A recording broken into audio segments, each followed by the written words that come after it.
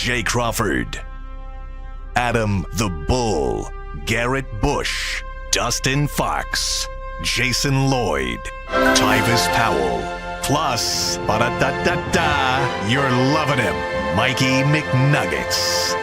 And so many big names, it would take me hours to say all of their names.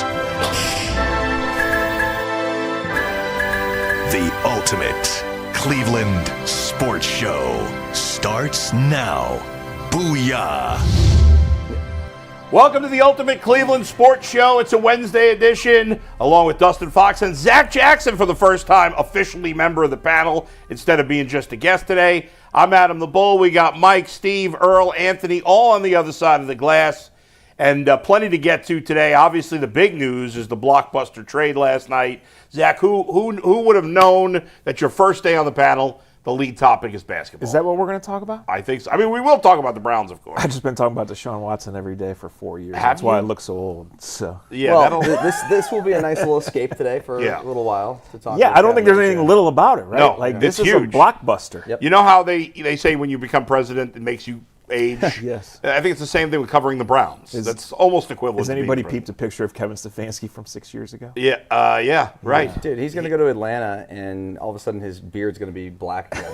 And we'll see. That's not like they've had a huge laundry list of wins there. You think they're set I'm just up saying better? he'll have a But little, they're better he'll have than a little the Browns. less stress there. Yes, certainly. Although who knows? Because people there kind of hate him already because of he's going to have to win right away because a segment of the fan base, because of Deion Sanders, people believe already that. Well, isn't that the goal to win?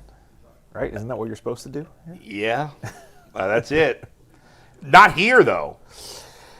Well, Not always the goal here. I mean, Todd Monken thinks these owners are all about winning. Okay. Well, we'll find out. All right, so a lot to get to today. Chris Rose is going to join us at 11:30, and plenty of conversation, including comments made by Shedeur Sanders at the very exciting Pro Bowl games yesterday. Did anybody watch? I did. You did? Okay, so you give us a little Only analysis. because I was at Chili's last night. Oh, it and, happened to be on. well, it that's was a on. good Chili's. Yeah. It's the best Chili's. Is it the only one around I don't know, still? but it's the I mean, best, dude. is one Chili's any different than the other? Chili's made a nice comeback in the last post-COVID. They made a Yeah. nice comeback. They did really good with their marketing, and their stuff is freaking fire. I don't even know the last time I've been to a Chili's. You're I'm not missing out. necessarily against it. You're missing out. Okay. What's their specialty? I mean, they're known for like their baby back ribs, Yeah. chips and salsa, classic. Fajitas are great. It's like Tex-Mex, dude. I'm sitting it here is? selling. I'm getting no money from this. All right. I do like a good fajita. You would love it. I had fajitas last night. All right, sounds good. All right, Mike, let's get us going here. We got some big No, trade I got a story I got to tell you first. I'm kind of Yeah. pissed off this morning a little bit. Oh yeah. I am. okay. I am. Now, Yeah. have you guys seen the picture I sent you? Just so we're all Yeah, on the let me same look page? at it again. Of but the yes. machine. So let me set this up. Yeah. So yesterday, with the NBA trade deadline impending, I was Yeah. basically locked into my phone, waiting on updates, talking to people, getting information. We were in the group chat. Everything was flying off. Yeah. And it made working out in the afternoon, which is when I normally work out, incredibly difficult because every 32 seconds my phone was popping off with something. So I decided, you know what? It's leg day. I want to get my squats in. Why not? So I'm going to go early. I'm going to wake up early. I'm going to get it in. So the rest of the afternoon, I'm free in case the Cavs make another blockbuster. We got to Right. go live. There's nothing worse than being mid-squat, getting the notification the Cavs are traded for Giannis and having That's what to I'm leave. told. Absolute worst situation. So I woke up early. Yeah. Up at 5:30. Yeah. I get to the gym around 6. I see my boy JY at 6:10, and I'm giving you the time codes for an exact reason. See my guy JY at 6:10 in the morning. I go to the hack squat machine, which is the only thing I came to do. Okay. And there's someone on it. No worries. Fine. I'll go start hamstring curls, whatever. Right. Finish hamstrings, walk back over, the same woman's still on it. Yeah. Uh-oh. Okay, I'll go do leg extensions, I guess. Yeah. It's now like 6:35. Yeah. Go back over. Same woman still on it. Is she actually exercising or is she sitting there fartsing around? I'm not watching because I'm doing other things. Okay. But this is now 25 minutes later. Right, still which there. nobody does anything for that No, long. there's no benefit of being on one machine for that long. Yeah, right. None, zero, nothing. Yeah. Go do calves. Come back. Appropriate. 6:40. Yeah. Still on. Okay. At 7:10, I call my buddy who's a trainer over there. Yeah. I say, Matt, someone's been on the hack squat for no joke an hour now. Why don't you go ask her to get off? I asked if they were almost done. She said she had 3 sets left. I'm not going to make a big deal. Yeah. In between each set, at the end when I started watching, they went and did, and it was 2 women, one was using the machine, one was a friend, maybe coach, assisting. They were on their phone and they were chatting. They went and did a whole dynamic stretching routine. Right. There was taking 8 minutes between sets. They had a 25-pound plate on. I'm not trying to weight shame anybody for how much you're lifting, but that's basically just the machine. You don't need an entire dynamic stretch. So I spent an hour and 20 minutes in the gym. I woke up at 5:30 this morning to get to the gym to squat. Was at the gym for like an hour and 15 minutes. Did not get to the squat rack whatsoever because the people who were on the squat rack did not leave, or the hack squat machine. It wasn't a normal squat rack. It's a hack squat. For over an hour. In my entire time lifting, and this goes back pre-college, all throughout college as a college athlete, 10 years since. Your lifetime of working out. Literally. We got it. Never seen someone use one thing for an hour plus and do a dynamic stretching routine between Now, they were out of line. Absolutely out of line. Michael, I think it's punishable by death. Mikey, Jeez. That's a little harsh. Seems extreme. That's a little harsh. Now, had they not returned their shopping cart, that's punishable by death. Oh my God, punishable by death. But I think that you should have confronted them and made it uncomfortable. Yeah. Especially when you saw them taking the 8 minutes between and not being there. And maybe you could have started off by being like you were nice. You asked me, you're going to be done soon. I think you probably, once you realized they were going to be just a-holes about it and continuing to do the stretching and stuff, I say you go to them and you say, I got to work in. Can you work? We got to figure out a way to. Once you saw them off there stretching, I would have just gotten on the machine. Yeah. I guess and Mike, honestly, you probably could have got like your sets in during their dynamic stretch. I probably could have in hindsight, but I was so just, I guess, flabbergasted that someone was literally taking that long. And once again, if you're shame them. If you're Ronnie Coleman and you're squatting like 900 pounds and you want to take 5 minutes, I don't even know who Ronnie Coleman is. Nobody cares who Ronnie Coleman is. Greatest bodybuilder ever. First off, how do you not know who Ronnie Coleman is? I don't care. I mean, it's not germane to the story I've here. never heard of Ronnie Coleman. Who's heard of Ronnie Coleman? I mean, Everybody. Nobody. Is he a running back from Appalachian State? Yeah, I mean, unless he's a... It looks like he probably could play running back for Appalachian State. Yeah. But no, he's a bodybuilder, dude. Okay, the point is they were out of line. What gym is this so we can call them out? No, because I like the gym. You're going to whine and cry about it for 10 minutes, then you I call want them to whine out. and cry about these two individuals. Yes. Who I've already spoken to, like I said, my buddy who works there. But your buddy didn't do anything. Tell him to get off his ass. What's he doing? Sleeping. It was 7:10 in the morning. I mean, does he work there or not? He's not the AM trainer. He's an afternoon Well, trainer. why didn't you tell somebody else there? Because I didn't want to cause a whole scene. I have a platform where I could listen. Where I could complain. Here's to the you, deal. Bull, the king of complainers. Here's the deal, okay? If you're going to complain about something, do something about it. How many times have you complained about a restaurant but not said the restaurant? What are you talking about? I don't want to defend. I don't want to defend Bull and go against you here, but I think he's right. You got to do. You don't just sit there with your thumb in your butt. Let's go. Get something done. That's a little awkward. Yeah, that's weird. you just took it to a level that I don't feel. That was like a comfortable Steve going Becker text right there. What's wrong with you? God. Okay. So listen, you can't complain about something for all this time and not doing something about it. I mean, it's ridiculous. I mean, there's a lot. Mike, you don't like complain about the Browns do you, Mike? for hours. Mike, you don't like about confrontation. it. The Browns are interesting sometimes. I mean, the Browns are a soap opera. I just you're not going to fight someone at the gym. So You don't have to fight. these two it's women. It's not on the fighting, hack but squad. be confident when you go up there and be like, "Hey, come on, guys, this is ridiculous." Here's the thing, most people are selfish. Yes. They don't Fact. think they are, but most people are selfish. Everybody's selfish. And it's so it's crazy. There's so many little things that drive me crazy, and I give people crap about it. Don't park too close. When you park in a parking lot, make sure you're between the lines and that the other person can get out of their car. Be respectful. Don't take up 2 spots when you only need 1. When you're walking when you're walking into a supermarket and you see somebody walking out with groceries, you step out of the way. I always do that. It's rude to walk into the supermarket if somebody else is walking out with groceries. The shopping cart. I don't go to Chili's the very airplane, often, but I go to Costco. Yeah. And it's the rudest people on earth. You mean like the customers or the people that work there? The customers. The Yes, people that work there definitely. are very nice. Yes, but it's they are. kill or be killed all the time. It could It be is. 9 a.m. on Wednesday or Super Bowl Sunday. And it is the rudest They need to people. raise the membership fees. Yeah, no, you're I don't right. think that solves anything. No? You're right, but let me tell you something. If you ever go to a Costco in like the New York tri-state area, a million times worse. Well, everything's a million times worse there. Food's not a million times worse. People. Well, that's not true. There's good people and bad people everywhere. This idea that there's a higher percentage of nice people, there's more people. So the obnoxious, even if it's the Adam, same percentage of obnoxious people. Mean, nice, whatever. Yeah. They are rude. There's Not more anymore, rude people because there's more people on the That's East how it Coast. works. Nah, you have no facts to back that up. You Yes, got no yes, I facts do. to back Facts. it. You got none. Facts. No facts. Backing it up. No facts to back it up. Back it up. It is the same percentage, probably, give or take, of rude people, but there's more people, so there's more obnoxious people. And people are going to be more in your face. Straw man.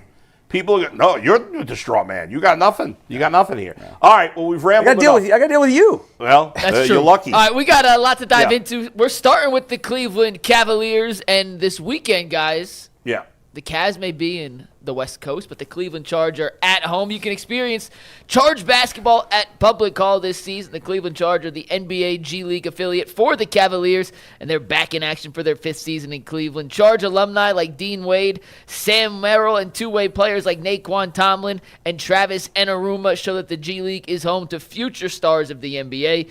The Charge hosts Special Olympics Night presented by Cleveland Cliffs on Saturday at 7 p.m. against the Greensboro Swarm. The Charge will be partnering with Special Olympics and taking the court in polar plunge-themed jerseys, and the first 1,500 fans receive a special Charge blanket. Tickets Is she on the team? are on sale now. They are not on the team at clevelandcharge.com.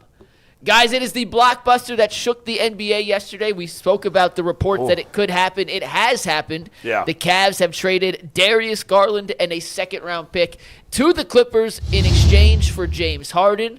There was a great article in The Athletic this morning by Joe Varden and our own Jason Lloyd detailing how this trade came to be, including the fact that Donovan Mitchell reportedly had put some pressure on the organization, either via himself or via representation, to make some kind of move, and he had hand-selected James Harden as a running mate he wanted to play with. But, Zach, it's your first day on the penthouse, so we're going to start with you.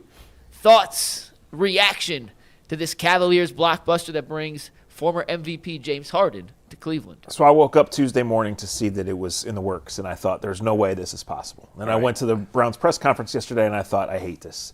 James Harden hasn't fit in multiple places. Yeah. Like, this seems rushed. But the more I thought about it, I think it makes sense, and I like it. I think it comes down to more than anything, guys.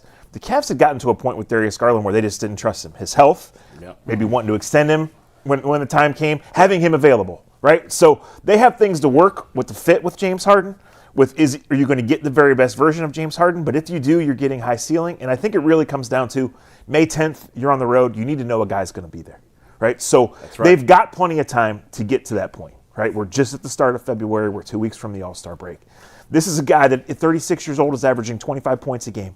He's done it all in this league. He's done it all at a high level. He has not gotten there in June. Yeah. Right? So you get him in a spot now where he went from no chance to every chance to get to June. I liked it. I like it. I think you have to think boldly for the Cavs because just getting close is no longer good enough. And clearly all season long, something's been off, and Darius has not been available. I like the move a lot. Yeah, I mean, listen, we talked about this quite a bit yesterday before the move was official, but something had to give. I mean, Garland was not a fit, not reliable. Don't know. I mean, he's reliable, but he's not healthy. So you can't count on him. Like you said, May 10th, you got to have a guy on the court. And I know all the things, the bad things about Harden. We all know he doesn't play defense. He's never won a title. Quits on his team. Does all these things. But like the dude fills up the bucket, man. And we are going to need to score 120 plus points a game in the playoffs if we're going to compete with the Oklahoma City Thunder. And I have no idea if James Harden is going to get over that hump and decide that he wants to be a team guy and try to win a title. Because if he does win a title, look at all the other accolades. Go to his Wikipedia page. I mean, the dude's obviously he's a Hall of Famer, but I mean, an all-time great. And you would add a title on top of that. It would be nice for him, I think, in terms of his legacy in the league to change some things. He has a chance to change the narrative about what people think about him. I like the move. To me, it's low risk because I didn't think we were getting. I can't use those words anymore. Yeah. I didn't think we were going to get anything out of Garland. At least we know we're going to get 20 plus points, maybe 25 plus points out of. James Harden in the postseason. You know, you mentioned Oklahoma City Thunder, but like the Cavs haven't even been able to get through the East, right? With the team as it was. The bottom line is, I think we all. I know I kind of felt the same way as you initially. It's like I've not really liked Harden for years. I'm like, well, I don't want him. And then you think about it. You got to give the organization credit. I've had a love and hate relationship with Koby Altman. I thought he sucked, and then I gave him credit that he sucked again. Yeah. But they're saying we got to win now. Yeah. I don't want to hear the Browns are always about next year and next year and next year. They spend money, but it's always about the future. The Cavs are saying, F the future. We have to win now, because if we don't win now, Donovan Mitchell may be gone, and then it's all is lost. I absolutely think it starts there, Bull. The East is winnable. Yes. The East has arguably never been more winnable in 5 years. Yes. And you're right, the Cavs are in this window. So this is a huge move. Yeah. It's a huge risk. You got to take it on. But look where you are as an organization. Huge investments. Yep. Gotten to the doorstep, haven't gotten there. And this whole year, something's been off. So is it coach versus GM? Is it player versus player? Are we really good enough to win now? Yeah. All of those things can point you to this type of move. Darius Garland's value is not super high because of the injury. But the Clippers, who have hit a wall of their own, could look and say, we are going to take this risk on a young player if he is healthy. Right. We're willing to pay him. We're willing to go forward with him. We can't find him. Whereas the Cavs can say, we need to move on from him because we can't get to that next step. Right. And here it is right in front of them. We don't know what Boston's going to do. We don't know if Detroit's mature enough, right? But the Cavs' availability more than anything else sunk them last year, right? They had one huge brain fart All in the these Indiana last game. few They years, never yeah. recovered. Yeah. But James Harden has been a lot of things. He's been durable. He scores it. He will throw lobs to your bigs who give you a unique combination. And he will form a really unique combination with Donovan Mitchell. So chemistry-wise, we'll see. But if you're Max Strus, like you're itching to get back there, this guy's going to get you wide open shots. If you're Mobley and Allen, you're going to get lobs at the rim that you're going to dunk and hopefully change games with those plays. The other thing about his game, too, he's just an offensive everything. I mean, he can give you 12 assists, too, like on any given night. So like, you talk about his scoring just alone, 25 points. Well, okay, what if he has 10 assists, too? That's another 20. So that's almost 50 points coming from this dude. Yeah, and the thing is, like, what is... For all his flaws, we acknowledge them. We get it. Nobody's pretending they don't exist. Yeah. What does he do better than Darius Garland? I mean, what does Darius Garland do better than him? He didn't really play defense either. Yeah. You can't be that small. You can't be that small in today's NBA. In stretches you can, but not in May and June. I mean, Harden's a better offensive player. Neither one plays defense. He's a better passer.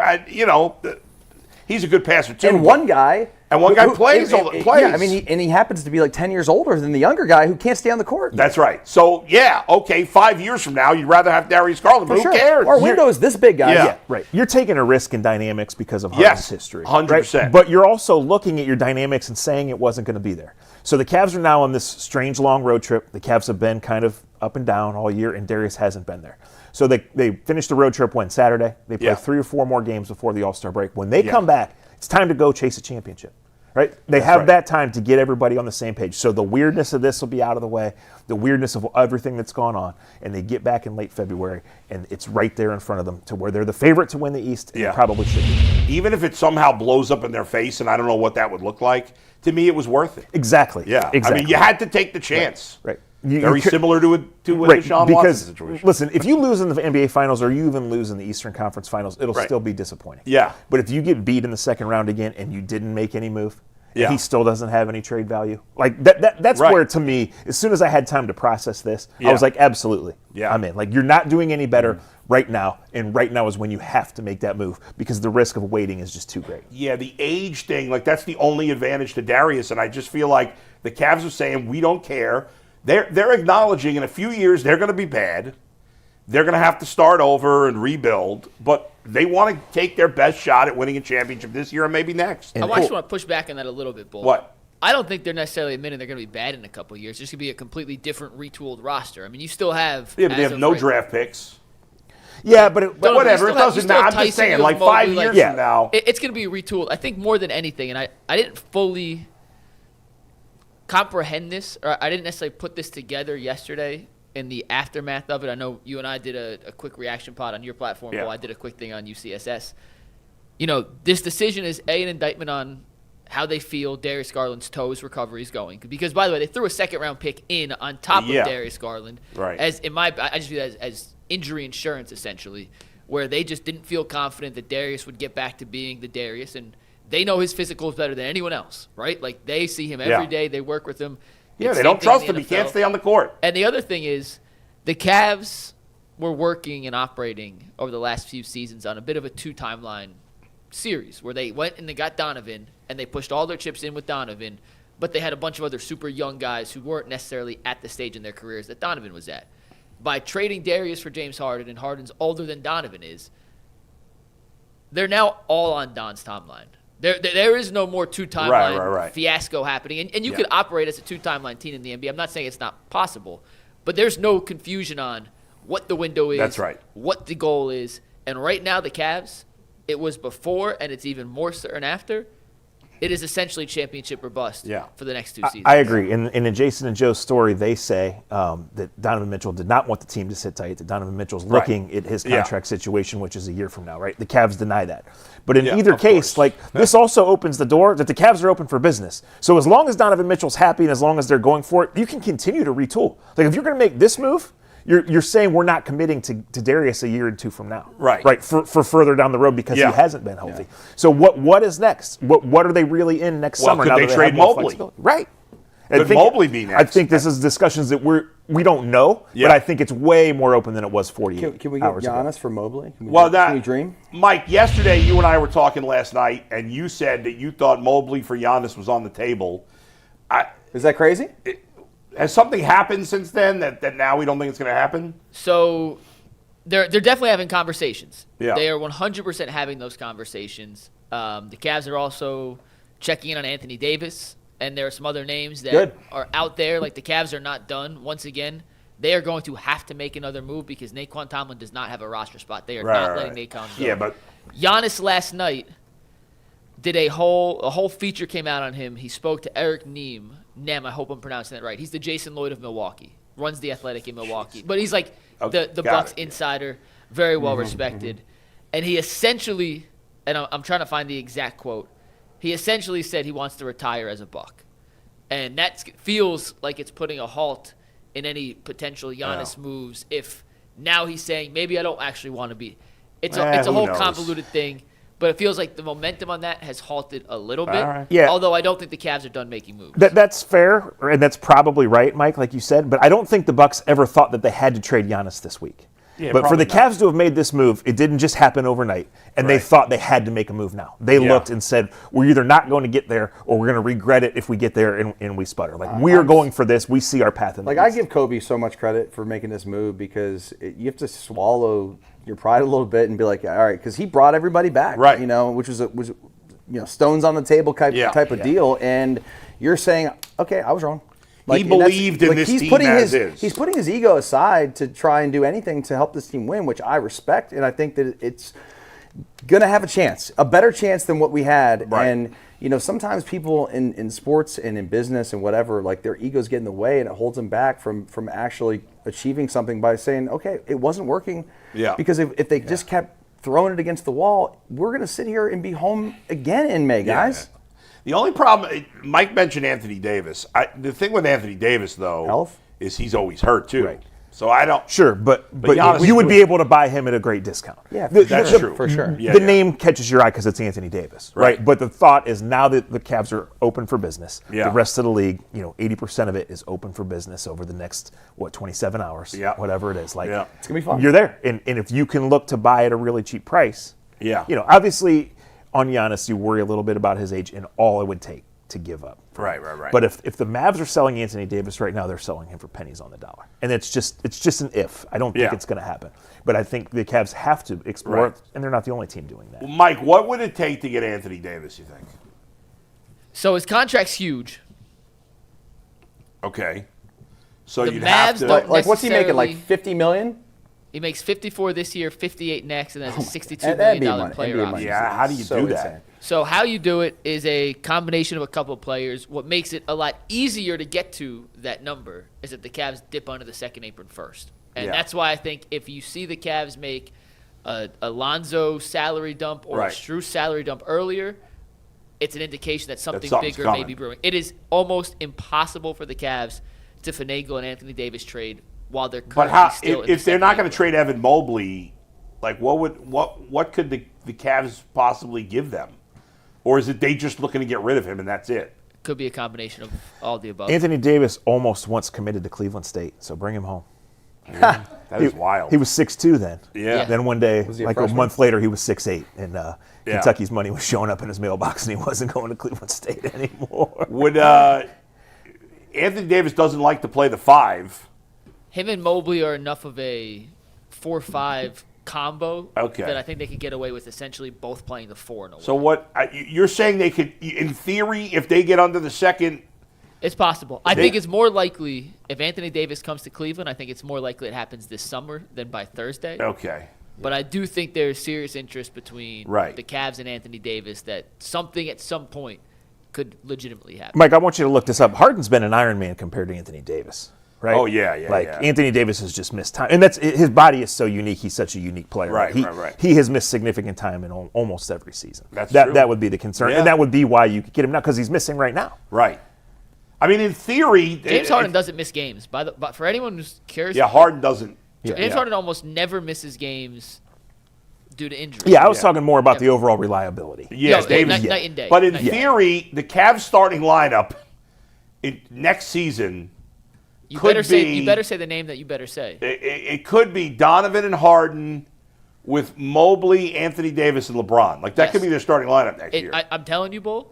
Which is very insane. well could be.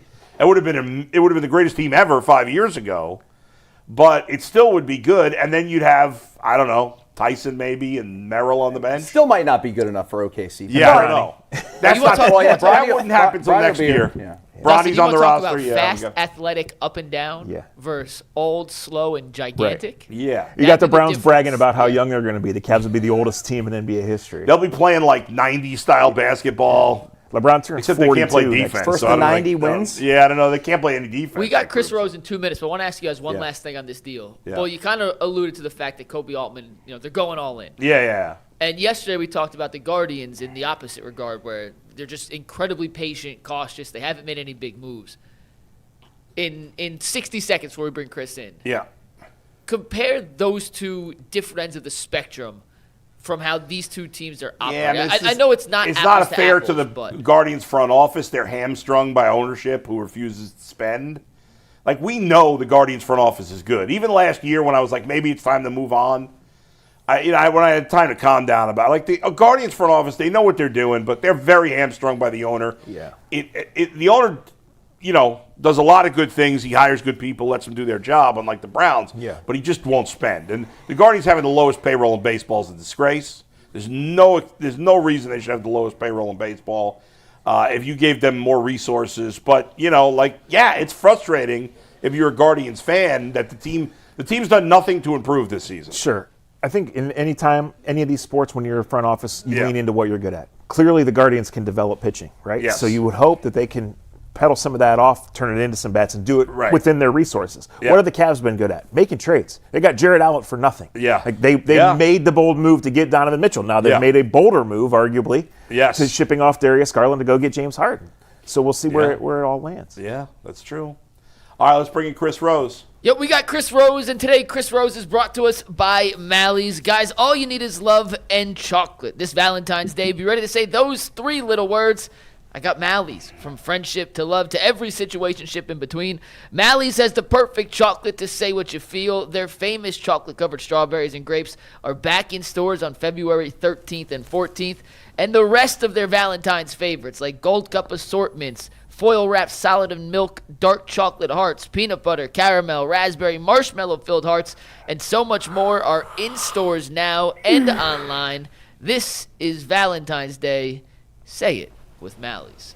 And with that, we are thrilled to welcome Chris Rose back to the show. Chris, how you doing today? Thanks for joining us. Doing great, guys. Happy Cavs trade day.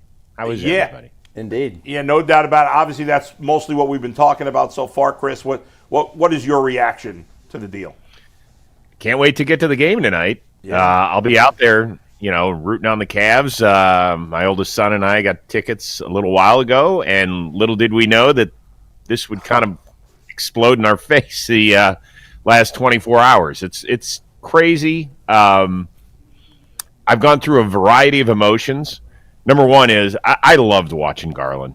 I mean, he was a blast. He was one of those guys that felt like he loved playing in Cleveland. And I think that's probably the toughest part for me as a Cavs fan, is that when guys really adopt Cleveland as their home, you want to wrap your arms around them. But the tough thing is that it's not working. I hated his feet in terms of height, and I hated him in terms of health. You know, I mean, the guy got Zydrunas Ilgauskas' feet without the recovery, and that stinks. And you can't win with that small backcourt. It does not work in NBA history. There's been less than 5 times where both starting guards have been 6'3" or shorter. And in today's game, it's virtually impossible. So I understand it.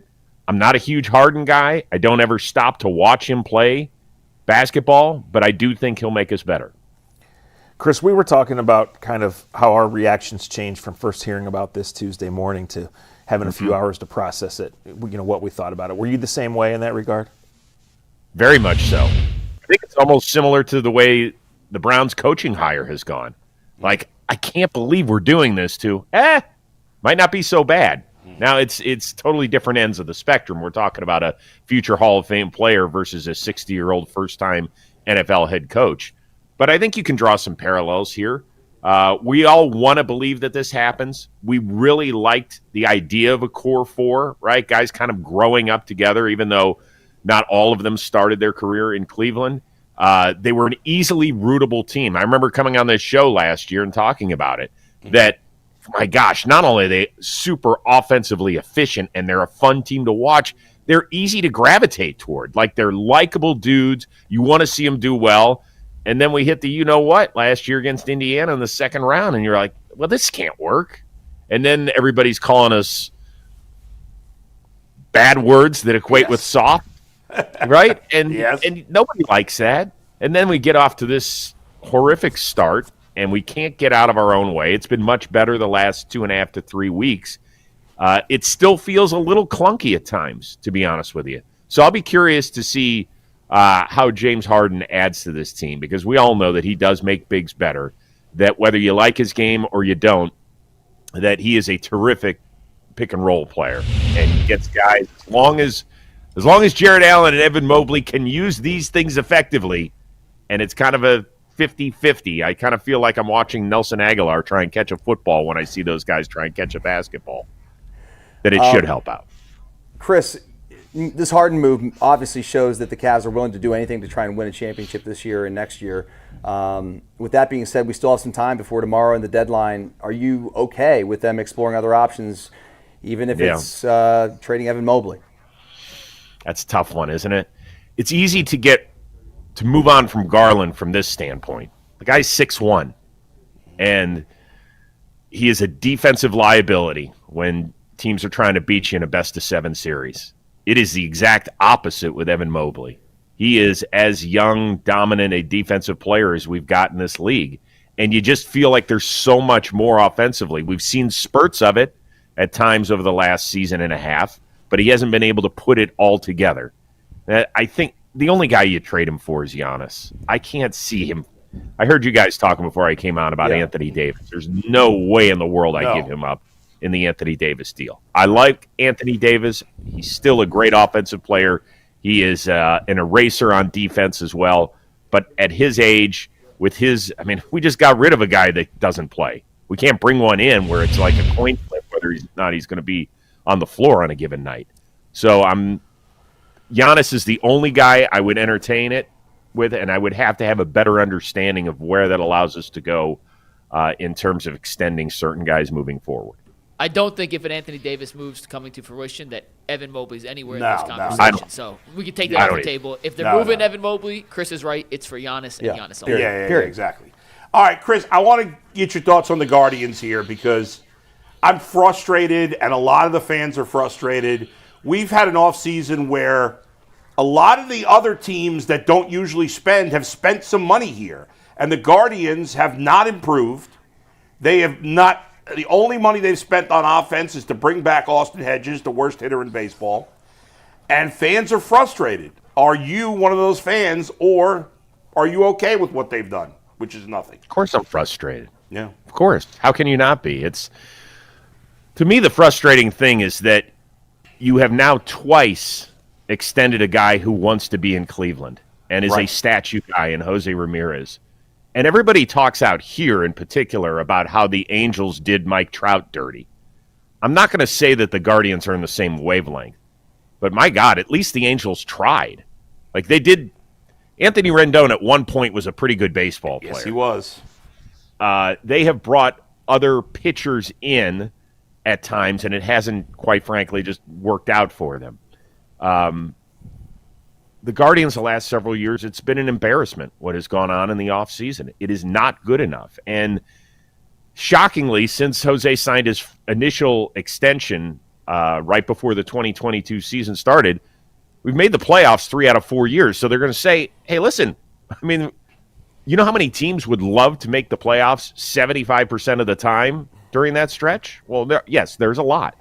But it's inexcusable that you watch this offense the way it performed last year and don't make one single play. I know that Chris Antonetti came out and said, well, there are veterans out there that weren't comfortable with them coming in here and being a role player instead of an everyday ball player. And then, 24 hours later, we see Austin Hayes sign a 1-year, $5 million deal with the Chicago White Sox, presumably to play every day in their outfield instead of be a guy against left-handed pitching here. Right.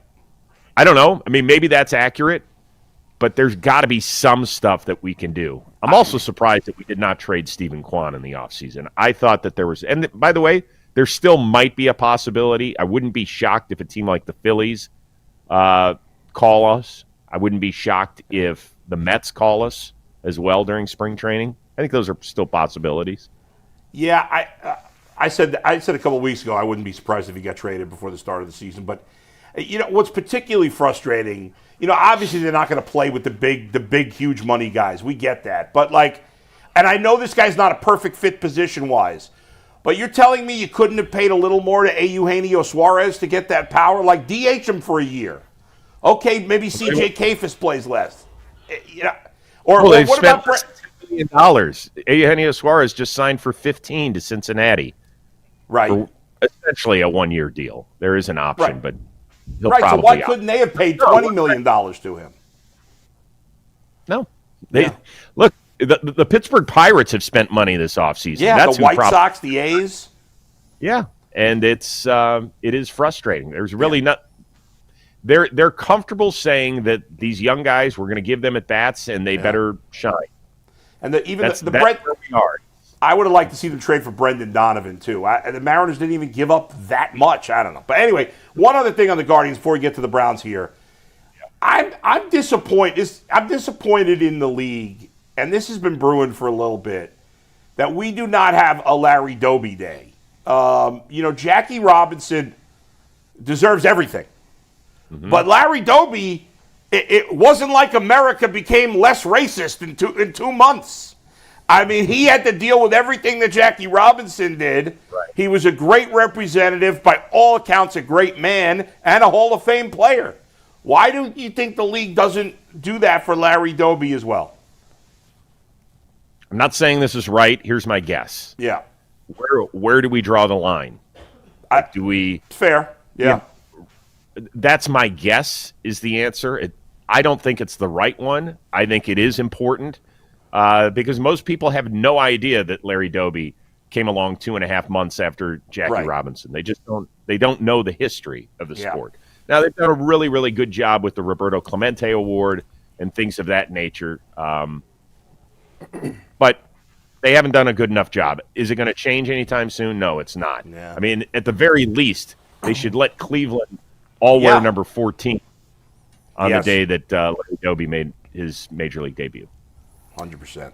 Chris, it's a long way to August. It's a longer way to November. But what's your read on the Browns quarterback situation? What's your preference on the Browns quarterback situation? I understand those are two separate questions, so tackle them how you want to.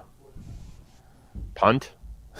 Is that a good enough? No. It's a fair, and it's one that's not discussed enough around here. That's the Jim Tressel method. I read a lot of your stuff, and here's where I sit with it. I think that they should give Shedeur the first crack, and really this might be his only shot at being a full-time starter in this league, and see what you've got. Do I expect him to be great? No, I don't, because I just, I was walking yesterday and just kind of going over in my head, how many teams would call about Shedeur to be their starter right now in the NFL? Probably zero. Maybe one. I think there's a handful that might do it, but not a ton. There's definitely not a ton.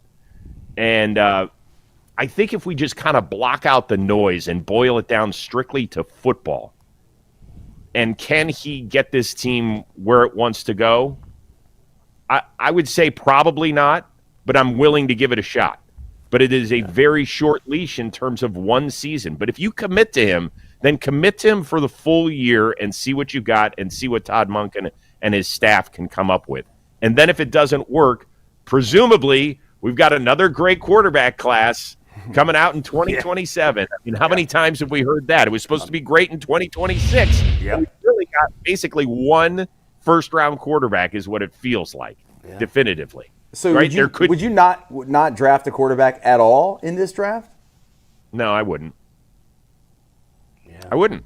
I don't see it. Like, if Ty Simpson's name gets called at 24, I'll root for him. I'll want him to be successful, but it just doesn't feel right, particularly with how many other areas of need there are. I also think it's going to be tough to take a quarterback that's not the number one overall pick and put him in this organization this year without ever seeing Shedeur play and dealing with this rabid fan base that want to see 12 play. And I don't know that the locker room can sustain that. I don't know that I'd put that pressure on Monken his first year. You know what I mean? Well, look, there's going to be pressure regardless, because if Shedeur, to me, and I hate getting into this, but it feels the Shedeur conversation has become almost like a political fireball, right? 1,000%. It's crazy. Where during presidential elections in recent times, you're going to have 10% of the people that will back that candidate no matter what that person does, and 10% of the people who will hate that person and would never even want to be in the same state as that person, let alone have that person running our country. And then there's a bunch of us that are kind of caught in the middle. We're like, we want what's best for our country. Like, let's just figure out who that is. And I think that's a lot of the Shedeur narrative here, is that there's a lot of Browns fans that just want the best quarterback to play. There's going to be Shedeur backers who are going to say, it's always the organization's fault. It's the coach's fault. Jerry Jeudy can't catch the ball. Our offensive line sucks. So no matter what he does, it's never 12's fault. And then there's a certain sector that are just going to say, that guy's a fifth-round pick. He should never be out there anyway. He's getting more play because people just make noise about him. Why do they constantly talk about him? I say just let him play. Is he the best option we've got? I still think that Deshaun Watson's probably a better quarterback at this point, but I don't think you can go back.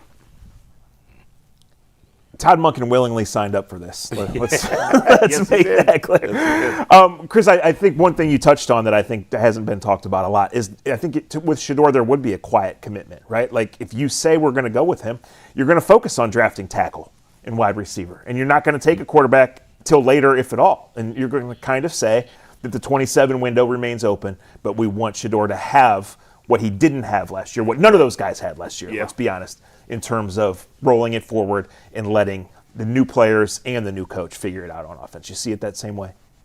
Yeah, but this has to be really dictated by the Browns. They have to be on the same page here. I mean, there can't be – it has to be an if-then scenario. It can't be, well, we're going to listen to this, and if we start out 1-4 and he hasn't played great, well, then what do? It has to be, this is the way we're going, and this is the way we're rolling. Look, Zach, you know this from being around the team. These guys believe in him. The players believe in him. He's got something. And when he came in last year and made that first start against the Raiders, I'll take the Baltimore game and kind of throw that out. That was, as we found out, that was a extremely difficult situation for him to come in.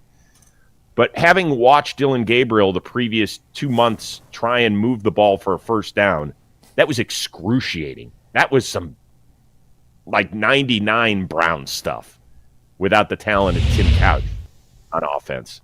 The offense looked different when Shedeur was out there. It felt different. It may not have changed things as statistically. He might have been a horrible quarterback when you pump out all the metrics, but it just felt different. So I'm willing to give him this year and go with it. It's not ideal. It is not ideal, but I say go for it. Chris, let's wrap it up with this. You're going to the Cavs game with your son, you said, tonight against the Clippers. If a loose ball comes in the direction of you and your son, who will be quicker to get to that basketball? Well, let's say, first of all, based on where our seats are, if a ball's making it up there, I think Corey Bajorquez has punted it. That's my guess. But in theory. In theory, I will say this. For people that have not seen me in person, I'm 6 feet tall. So above average, but not a huge man. My oldest son is 6'5". Wow. And, has very long limbs, and he's actually a hooper. Okay. So he will be the first one to go get that. Now, if there was a loose ball on the ground and we're talking about a football, he's probably running the other direction. And I'll jump on that grenade if I have to and go curl up and take whatever happens at the bottom of a fumble pile. You know what happens under that pile. Punches, biting, kicking. Stuff you don't want to happen to you. That's the PG version, Bull. That's true. There's guys who would get arrested for felonies based on what happens under there. Yeah. And depending on who's on the field, it actually could be a second or third felony. That's true. Well, definitely in more than one case. Chris, have fun at the game tonight. Thanks for joining us as always. We'll talk to you again soon. Guys, I appreciate the time as always. Take care. Got it. See you, Chris. Chris Rose, always good chatting with him. Going to the game tonight. That's cool. I'd like to be going. Well, do we know for sure that Harden's playing or no? We don't know if he's playing or not. No. I feel like he's got to play. But it's a right? Gotta play. You're there. So. You would think. By the way, Chris said something I just wanted to follow up on real quick before we move on. He said how many teams would be interested as Shedeur as a starter, and he said there'd be a handful. The only team I could think of that would consider him for a starter right now is the Jets, besides the Browns. Is there somebody else It that would I'm be missing? a small handful. I think the Jets come to mind, but I also think you'd be looking at teams maybe in temporary spots like the Colts and Chiefs, who aren't sure their starters are going to be there for the beginning of the year. And then there's always a surprise move. Right? Yeah. Is Matthew Stafford playing again? What is Miami going to do? Is there another surprise retirement trade, something like that? Sure. So, but it's a very small handful. I mean, look, the league told us last April what they thought about Shedeur. Yeah. So maybe some of that has changed, but the league said it, and then the Ravens wanted him, and he didn't want to go there. I do think I think Chris made a really good point on that. It's like there's the small percentage of crazies on both sides, just like we see in politics, that people are off their rockers, and most of us are just like, can you just do a good job, And with Shedeur, if you don't say he's the greatest ever, then you're a hater, which is silly. Yeah. Everybody wants Shedeur, if he's the starting quarterback, to succeed. I think most of us feel like at the moment he's probably their best option, to try to be the quarterback. Which says it all. Right. Which says it all. Yeah, exactly. It's not Dylan Gabriel, and you can't play Deshaun Watson. He's the most talented guy that's come through here to throw 7 touchdowns and 10 interceptions. Like there's some skill there. He's worth development. I will tell you, I watched the Pro Bowl flag football game. Oh yeah, how did he do? And he throws a pretty ball. He throws a pretty ball. He looks like a quarterback. I gotta say. I mean, I hope he's good. He's got talent. Yeah. I mean, it's upstairs with this guy. We're going to get a little more into Shedeur we'll get into at that. the end of the show. Yeah, sorry. And Dustin, I didn't see the Pro Bowl last night. Yeah. I'm sorry, sir. No. I'm very curious your actual evaluation of what we saw in that flag football contest. Coming up when we get to the Shedeur topic. So we'll break down the flag thought football for that. game. We got to get into some of what Todd Monken said okay. yesterday. Guys, before we do that, a quick reminder that Mally's is a proud sponsor of the Ultimate Cleveland Sports Show. And this Valentine's Day, all you need is love and chocolate. Be ready to say the 3 little words that everyone wants to hear on Valentine's Day. I got Mally's. From friendship to love to every situationship in between. Mally's has the perfect chocolate to say what you feel. Their famous chocolate-covered strawberries and grapes are back in stores on February 13th to 14th. And the rest of their Valentine's Day favorites, like the Gold Cup assortments, foil-wrapped solid milk and dark chocolate hearts, peanut butter, caramel, raspberry, and marshmallow-filled hearts, and so much more, are in stores and available online now this Valentine's Day.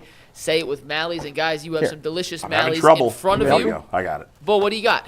I got some nice chocolates, but I can't he's eat having them a hard right time. now. I was having a hard time getting it back in the box. Oh, If I pop those gummy bears, I'll eat the whole bag. So Oh, yeah. How could you guys you leave resist? them over there. You should see my nightstand at home. Yeah. there you go. Eat them. All right, Mike. Go ahead. Well, hold on. I want to see Dustin's review to a Malice chocolate. What is that one? That looks good, whatever that is. This is a chocolate with like a lemon. A cakey type It's of like a lemon cake, like a lemon meringue. Looks good. It's good. Yeah. You know, Mama always said life was like a box of chocolates. That's a good impression. I like that. You never know what you're gonna get. All right, you well, can find thanks all to your Mally's. We chocolate love needs Mally's. Best over chocolate. at Mally's. You can find Yeah. a link to their website in our want some? description. We're going to dive into some of the comments we heard from Todd Monken and Jimmy Haslam and Andrew Berry. We'll get to those. The first one I want to start with are some of the comments about Jim Schwartz that Todd Monken made yesterday. Zach was at the press conference to be able to give us some insight for someone who was actually there.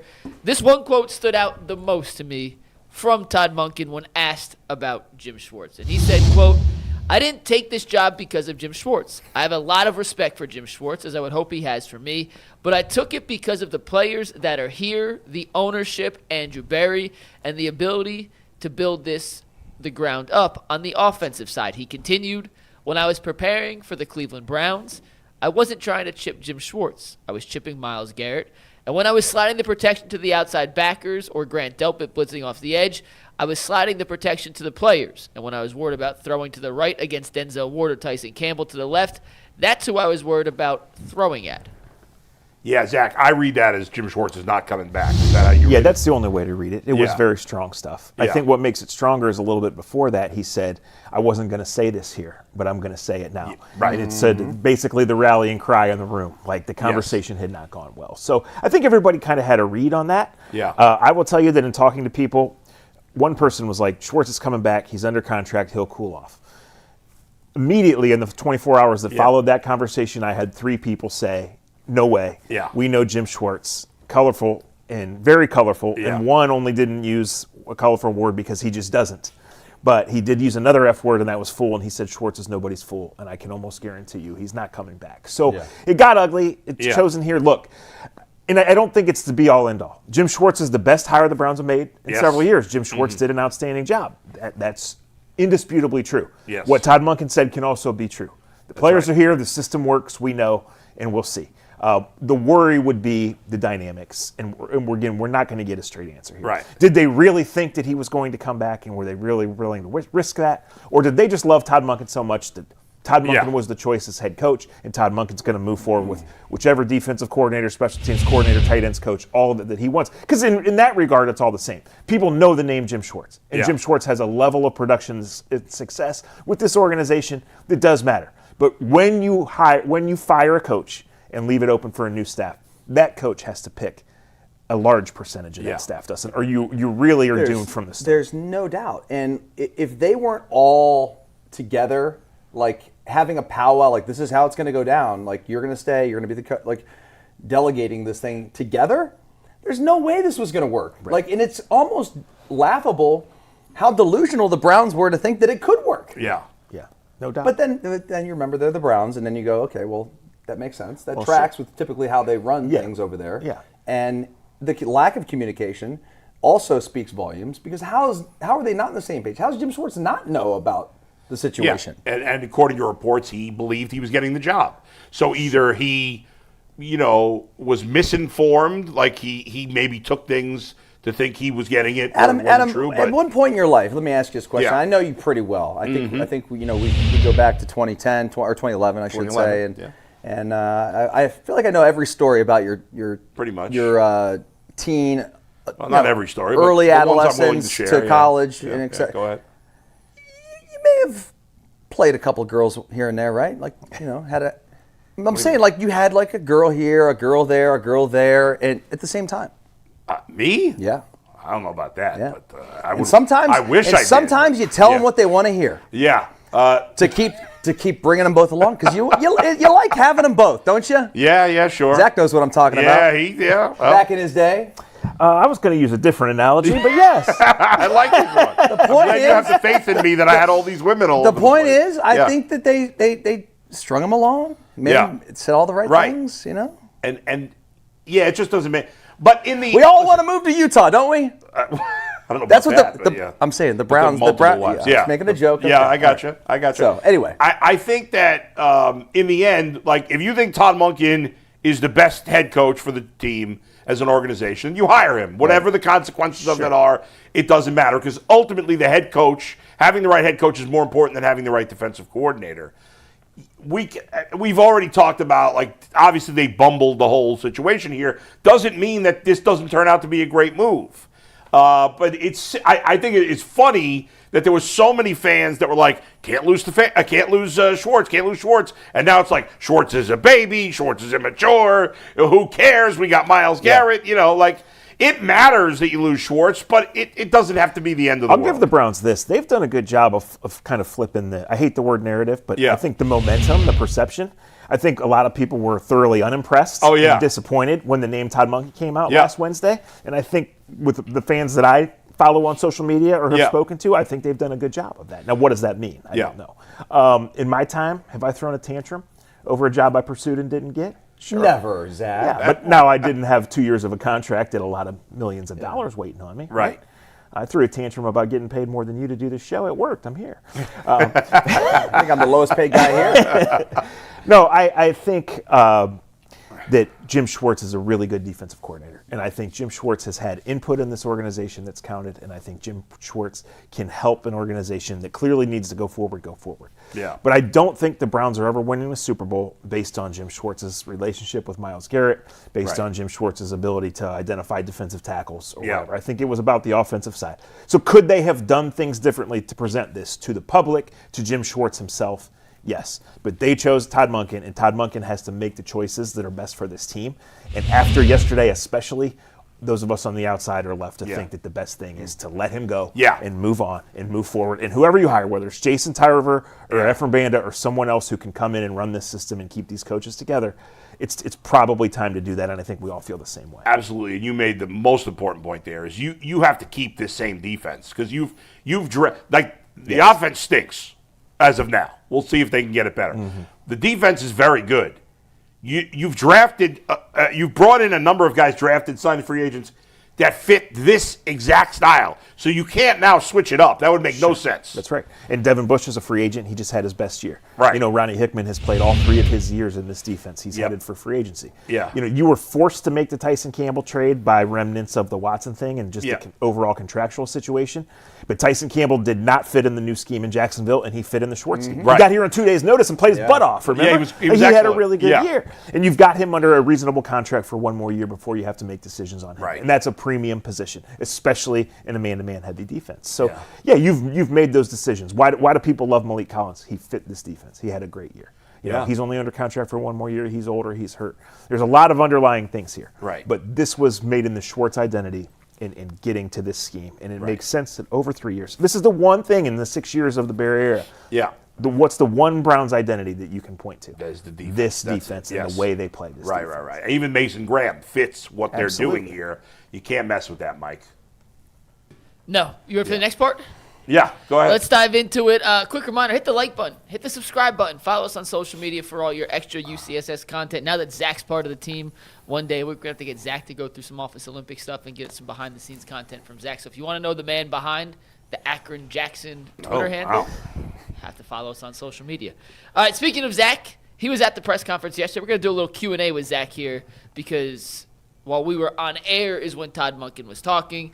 So, Zach, anything else that you thought was particularly noteworthy before we dive into something Jimmy Haslam said in our next topic? What do we need to know? What do the fans need to know from Todd Monken's introductory press conference? Particularly noteworthy, no, I think outside of the Schwartz stuff, and that did steal the show.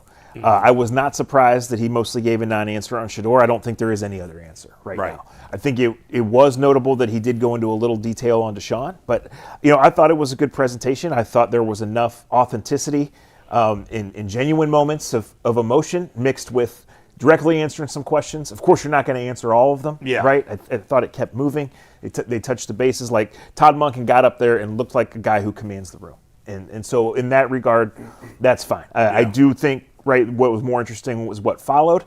But for Todd Monken to do this for the first time, be there, and the way he's presented himself and the way the team has presented him, as I mentioned earlier, over the last week or so, I think it's positive, and now he's got to go find some guys who can play on offense. Look, I think Todd Monken did a nice job with his comments. I think that he has impressed a lot of fans, who didn't really know who he was. They just thought he was this old curmudgeon who was not innovative and doesn't really know offense. I mean, he's done a nice job. And the Browns did do a little bit of a nice job, too, with their PR of this whole situation. I am excited to see what happens this year, what he's able to do. I said it from day one, I don't care who they hire, I'm going to give them a chance because most likely they'll fail. But I don't want them to, and I want to see if it has a chance to have some success. It is odd that a coach who's 60 years old has never been a head coach. Yeah. I mean, you just wonder, is it just passed over every time? Like, what do you think happened there for him to not have this opportunity? And then the one opportunity he does get, it's this one. Yeah. It makes me nervous. Well, if they have even a middling offense this year, people are going to love him. For sure. And he's going to be. It's going anything to that resembles what an NFL offense sort of should look like. No doubt. We'll take it. I think a lot of this in the coaching ladder is timing, right? And Todd Monken went to Southern Miss, a job that's way, way off the radar, at a time they hadn't won a game the previous year. He did really well there. He got noticed. He got an NFL coordinator's job out of that, which was better than being the head coach at Southern Miss. Right? Was he there with Frank Gore's kid? That was way ahead. Way ahead, okay. Yeah. No, he was a Southern Miss coach 2013, 2014, 2015. Oh, 20 to that 15. long ago? Okay. Yeah. Right. So then he rides that to 3 years in Tampa with a young team but a level of success, and rides that to the job in Cleveland. Now, the Cleveland job was a disaster, but there was an immediate bounce back. Yeah. And he went to Georgia at a time that Georgia was known for producing defensive players and just surviving on offense, just handing the ball to their stable of five-star running backs. Todd Monken revved up that offense. Nobody thought Stetson Bennett was a world beater. Guys that looked like walk-on quarterbacks. Yeah. I mean, they looked like they were the scout team quarterbacks when I was at Ohio State. He's winning natties with. Yes. So that got him this chance where he went to Baltimore, and Lamar Jackson put up numbers that Lamar Jackson had never put up before. Yeah. And Lamar had already put up some darn good numbers, right? So I think so much of it is timing, but the track record is here. I don't think anybody thought the Browns were going to hire a 60-year-old first-time head coach. If the Browns were going to hire a 60-year-old, everybody thought it was going to be Jim Schwartz. And so that's kind of where the disconnect is. To me, though, more than anything, the disconnect is that nobody thinks that anybody has a chance with this offense. And so 5 or so weeks, they get to start changing that perception. And that's, to me, what I have to be sold on. I think Todd Monken could be really good, and the Browns could be 5-12 and 100%. stink on offense again. Because there's no offensive lineman, there's Jerry Jeudy, there's all of these issues that they have, and there's no depth anywhere on the roster. Right. They have as little talent as any team in the league on offense. They have a bottom 3 wide receiver quarterback situation, and offensive line situation. Yes. They have time to change that. But right now, those are bottom 3 deals. And you can't fix all those things in 1 year. No, you can't. I was talking with your colleague at The Athletic, Jeff Zarebek, who you guys do your around the whip around there. And Jeff's been covering the Ravens for a long time. In fact, I asked him, did he have to call you for advice on how to handle a coaching search? Because he's never had to cover a coaching search before. But he spoke very highly of Todd Monken. Yes, he really liked him a lot. That interview will be on my podcast on Friday, by the way. But he... talked about the straight shooter thing, which we've talked about, and obviously you're not going to answer every question, especially as a head coach. You're going to be a little more guarded, but just getting some answers as opposed to Kevin Stefanski. But I wanted to drill down on the quarterback thing because, obviously he didn't commit to a quarterback. I think there's some fans that think, well, they just don't want to say Shedeur right now. But I'm not convinced that Shedeur is I think it's wide open right now. Correct. Right? There is a strong chance that there is not a quarterback on this roster who will be a starter anywhere late in 26 or 27. Now, somebody has to be the starter here, but it might be a guy they draft. Right. Deshaun Watson's contract is up this year. Deshaun Watson's been a disaster. You play him, it's embarrassing. Everything about him in that situation is embarrassing. What can you do? Like, let's say he did play decently. What are you going to sign him? Right. Shedeur is talented. He's worth further development. He's a long way away. There's as much chance that he's a total flop as there is that he's a star. Right. There's probably more one other direction. Yeah. We've seen Dylan Gabriel play in the NFL. No thanks. He can't do it. No, he cannot. So that's your quarterback situation as of right now. So, of course, it's their job to go explore every avenue. Right? I don't think Kirk Cousins fits this team, but if they really love this defense and they think they can win this year, you explore it. I don't know that Mac Jones is going to be the guy to come here or that you'd pay the price to do that.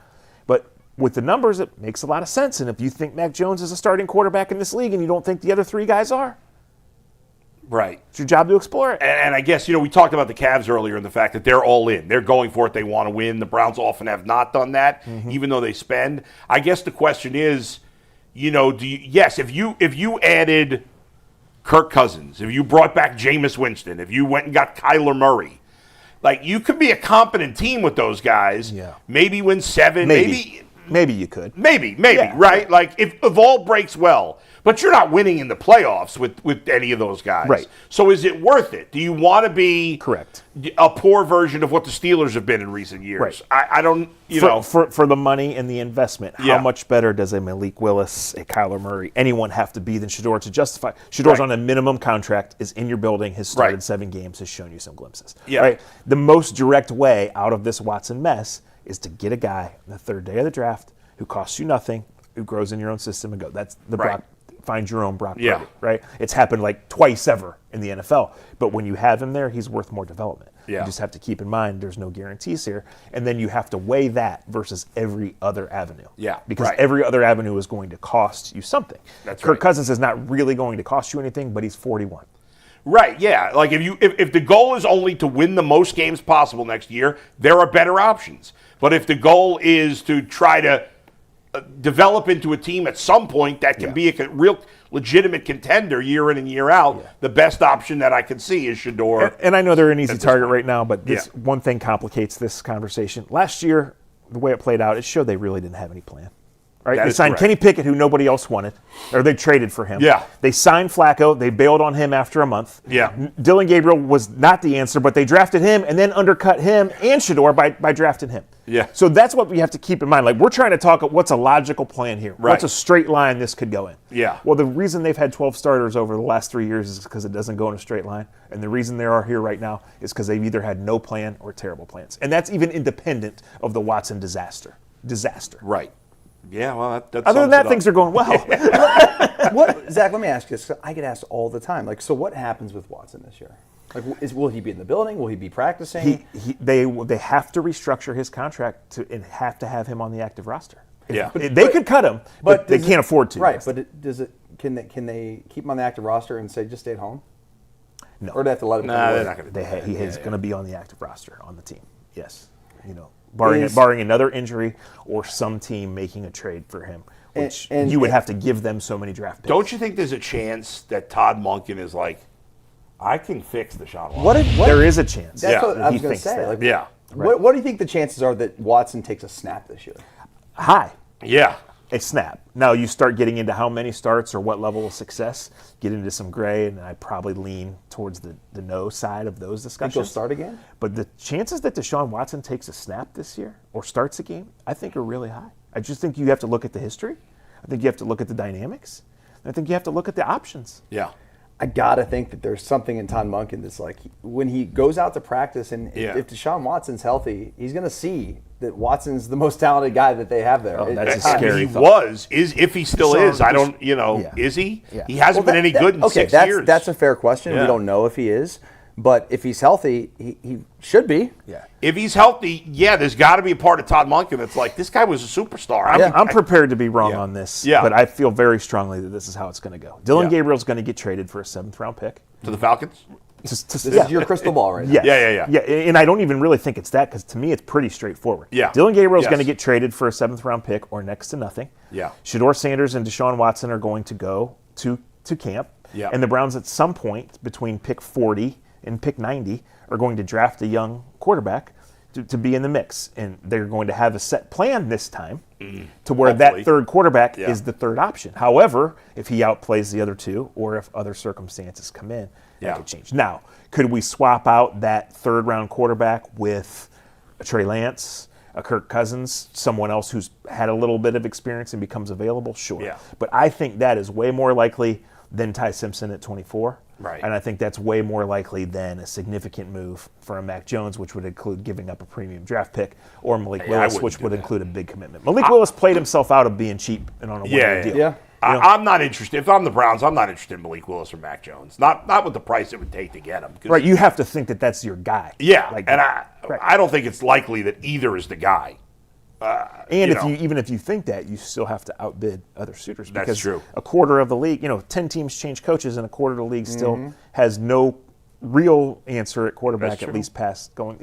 Pittsburgh brings back Rodgers and tries to develop Will Howard. That's one team that's out of the top of the mix. Right. But they're still looking. They're still in the window shopping. Right. You bet. Indy, Arizona. There's a bunch of the Jets. Right. Like, what does the league think about Anthony Richardson? We don't know. Yeah. Like, I don't know. what do the Colts and the Chiefs think about their temporary situation? Like, there's all sorts of shoppers. Yeah. If you're the Chiefs and you think Mahomes can't get back till next November, don't you trade for Mac Jones? You're in that AFC West. That would make. That makes a lot of sense for the Chiefs. It makes more sense because For you know. Right. Even though Mac Jones is not going to win you in the The playoffs, Vikings got a team that they think should be in the NFC Championship game. Yeah. They can't ride back with J.J. McCarthy. No, they can't. How sick are they? They're watching their former quarterback be in the Super Bowl. Right. Yeah. Right. Yeah. It got their GM fired. Yes, it did. Man. All right, Mike, go ahead. We got one more statement from yesterday's press conference we got to dissect. It's brought to you by the Cleveland Charge. You can experience Charge basketball at Public Hall this season. The Charge are the Cavs G League affiliate, and they're back in action for their 5th season in Cleveland. Charge alumni like Dean Wade and Sam Merrill, and two-way players like Naquan Tomlin and Travis Inaruma showcase G League talent is the home to future NBA stars. The Charge are hosting Special Olympics night presented by Cleveland Cliffs on Saturday, February 7th at 7 against the Greensboro Swarm. The Charge are partnering with Special Olympics and taking the court in polar plunged themed jerseys. The first 1,500 fans receive a Charge blanket. On Friday, the giveaway is Charge beanies. Tickets are on sale right now at clevelandcharge.com. Do they actually have guys to play? They have some of the cavalry back. The two-way player they acquired is with them tonight. They have a game What tonight. happened to all their players that they didn't have enough guys the other day? Well, as part of the trade for Keon Ellis and Dennis Schroder, they had to waive Luke Travers, two-way guy gone. Yeah. They had another two-way guy, Chris Singleton, who got cut a few weeks ago because he got hurt. Yeah. They had 2 other guys who are currently injured. Oh, man. And All that right. leads to having 6 active There you go. bodies. All right. So there was someone who spoke after Todd Monken yesterday, and that was the owner of the Cleveland Browns, Oh, boy. Jimmy Haslam.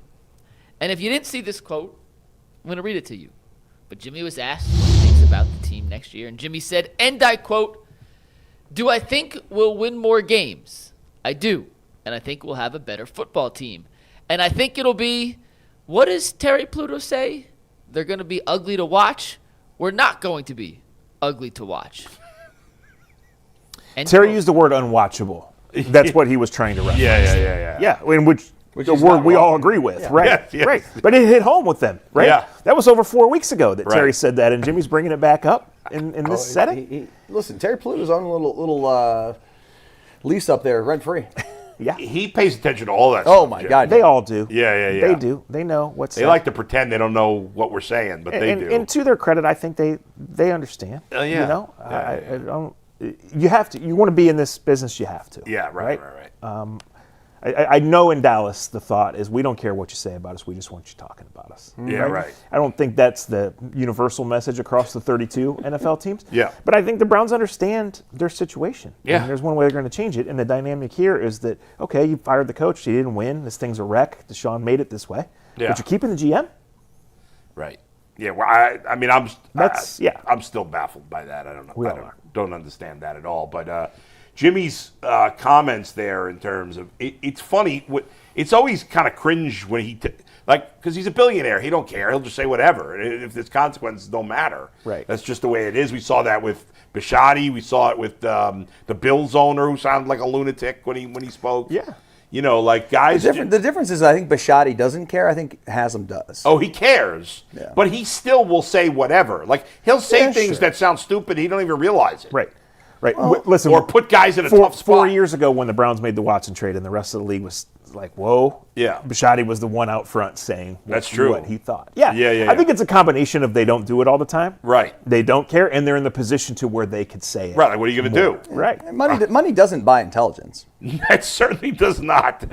I think we've seen Yeah, that. but you know, your perception is it's what it is. Yeah, right. Fair enough. Now, So, in terms Dustin, of let me ask you, Dustin, this though, real quick. Yeah. Because Jimmy said, I expect to win more games. Yep. So Yeah. They won 5 last year. So, Dustin, based on the information we currently have, and obviously we are before the draft, we are before free agency, there is so many things that are going to change. We don't even know the schedule yet.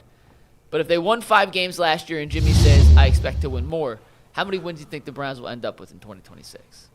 If they're going to his logic, they'll win 6 games. They're not going to win much more than 5.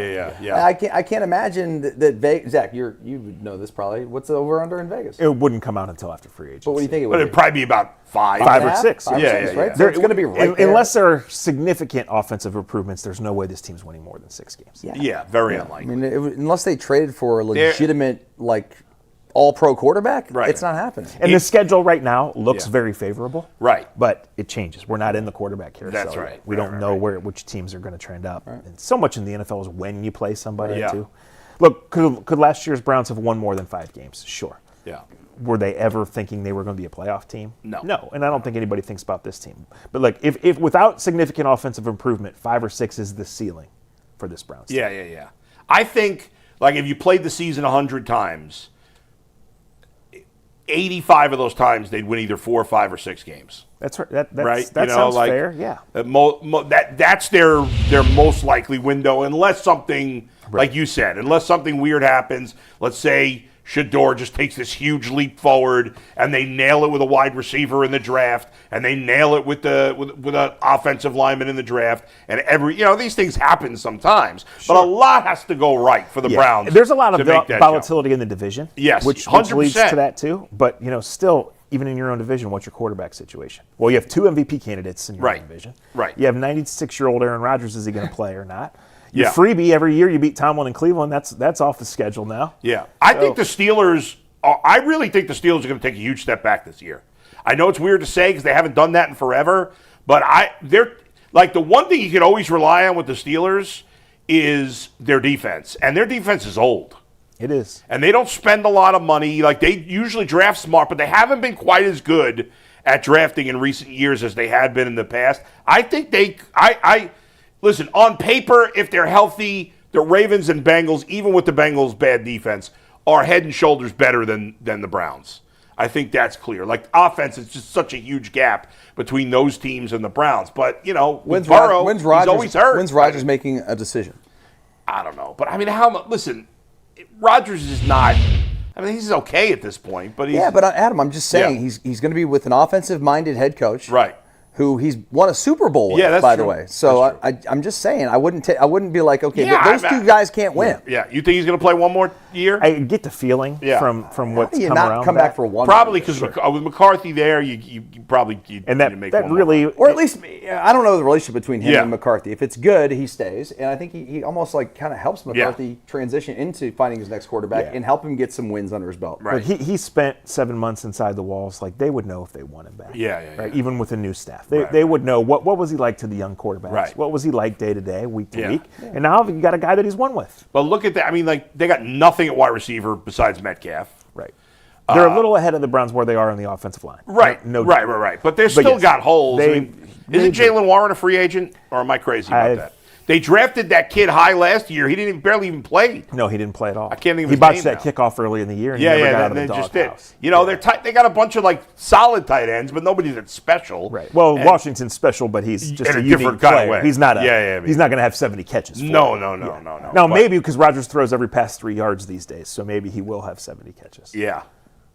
I don't know. It's just it is a weird division because with the Bengals, it's just like we're saying with the Browns, if you can get their offense to mediocrity, maybe they can be the Bengals' defense just needs to be mediocre. Yeah. Well, and you need number 9 and Burrow's got to stay healthy. That's the biggest thing. Sure. You can't rely on him because he's been hurt so much. Right. And they have a lot of needs too. They don't have one specific spot that they're going to go. No, their defense, they got 2 players on defense. That's it. Right.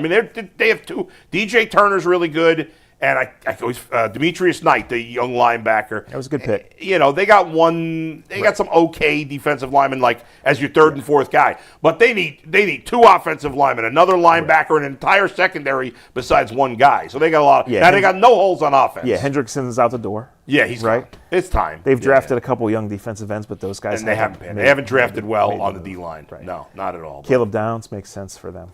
Yeah, well, that's what I want, but I don't know if you think he's going to get there. It makes sense if he does. Yeah. We'll see. I wonder if the Browns and Bengals would ever make a trade because the Browns They did last October. Yeah, that's true, but involving first-round picks. Yeah. That's an interesting And one. the only time I really could ever remember the Bengals trading up in the top 10 was when they traded up for Kajana Carter, and that did not work out. Oh, man. I was so excited when they traded for Kajana Carter. Remember, he tore his knee in the first preseason I know, game. dude. Boom. That guy was incredible in college. Because my brother was going to Penn State, Yeah, and yeah, so yeah. Kajana was like going into the pros, Yeah. right as my brother was. Everybody thought he was going to be a superstar. Oh my God! Yeah. Dude, that game he had against Oregon at Penn State was unbelievable. The Rose Bowl, Yeah. and then he goes to Cincinnati, Yeah. and it's like I had a poster on my wall, dude, Yeah. of him in a Bengals Oh, uniform. funny. Yeah, And it was so boom, sad. Didn't Yeah. work out. Him and Curtis Enos, both of them couldn't stay healthy. Yeah. Yeah. That's true. All right, Mike. We got 2 more things we got to get to Yeah. before we do the first. A reminder to hit the like button, hit the subscribe button, follow us on all our social media accounts for behind-the-scenes content. We got some Olympic stuff we're going to do in the coming weeks as that kicks off here on NBC. But make sure you follow us on social media, hit the like button, Yeah. hit the subscribe button. Costs you $0.00. Back to the Cavs we go, guys. Tonight they are in Los Angeles playing the Clippers, ironically. Now, the injury report, the early injury report, has come out for both teams. Yeah. Garland is listed as out for the Clippers. No surprise. Harden is not listed at all on the Cavaliers injury report. So I don't So know. does that if mean he's that going to means- play, or does that mean I don't know. I don't know how to. Did the trade officially process, Mike? Wouldn't that change the wording there? They listed Garland on the Clippers. if as out, Garland's though. listed on the Yeah. Clippers, then the Yeah. trade has to have been approved. Got it. So I don't know about Harden, but Yeah. I do know that Keon Ellis and Dennis Schroder are both expected to make their debuts for the Cavaliers. Those are the 2 Right. players they acquired from the Kings and the DeAndre Hunter earlier. Right. But what do you? I know you're staying up till 10:30 for tip-off tonight to You watch know what? this game. I think I'm going to. We all have to. Oh, I am. Yeah. We have to. But what do you expect from the new? We'll start with Keon Ellis Yeah. and Schroeder. We'll get to Harden in a sec. But from I- those two, what are Listen, your I'm not an expectations? authority on Ellis and Schroeder. I'll say this about Schroeder just from reading about him. He's a weird guy, right? Like, it's like half the teams he goes to, he's great. Everybody loves him, and he plays well. And then the other half, he stinks. Everybody hates him, Yeah. and he doesn't play well. So I don't know what to make of it. I would think being with Donovan Mitchell and James Harden will be a positive, and he's kind of a little bit of a pain in the He's a pain in the neck, dude. Which so the Cavs need. So this group, they've Yeah. not had a guy that's kind of an a-hole. Yeah, that, right. that other teams look at that say, that guy is a pain in my butt, Right. Schroeder could be that for the Cavs. Yeah. I don't want to get too far. I mean, he's a role player, but Yeah, but he's right. been a solid role player on good teams. Yeah, he has. No been. commodity, right? Yeah. He's been around forever. He's been on so many teams. Played in a lot of Yeah. playoff games. Yeah. I mean, those are pretty good numbers. Yeah, he's never been a great three-point shooter, but he has Yeah. had stretches of his career where he's really scored. But I think you're Yeah. getting him for his steady presence. Yeah. Can handle the point and, Right. and to be a pest. I think with Ellis, it's probably more about defense for this Yeah, team. right. Right.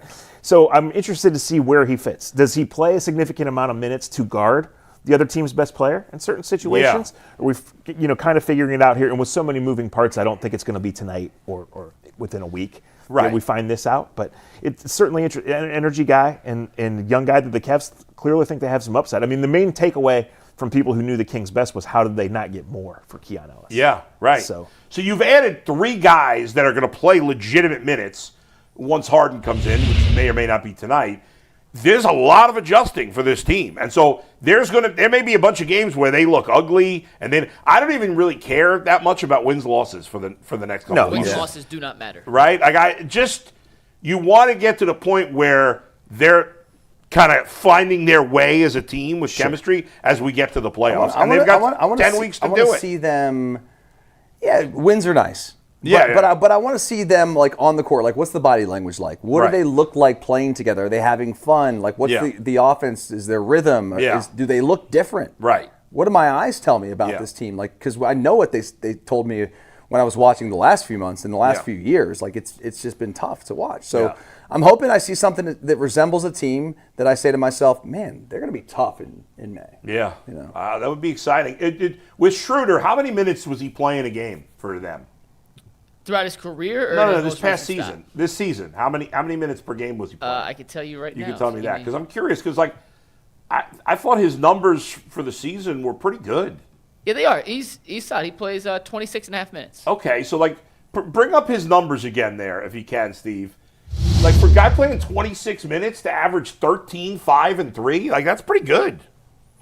He's a good player. Yeah. And by the way, he was drafted by Kenny Atkinson when Kenny was the coach or an assistant coach in Atlanta.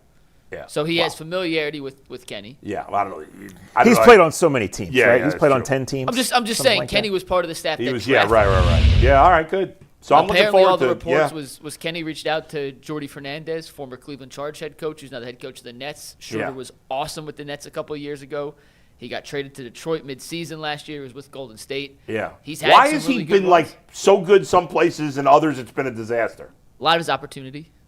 Yeah. With like the Nets, he was their starting point guard. Yeah. He's good enough to be your starting point guard if you're not a good basketball team, and he's a great third guard off the bench. He's so like he's in a Jameis perfect role Winston or here. Kyler Murray. The rotations are certainly going to be a work in progress. Oh, yeah. But, the Jalen Tyson ascension has been helped. important. Yes. It's helped, and it's so important going forward.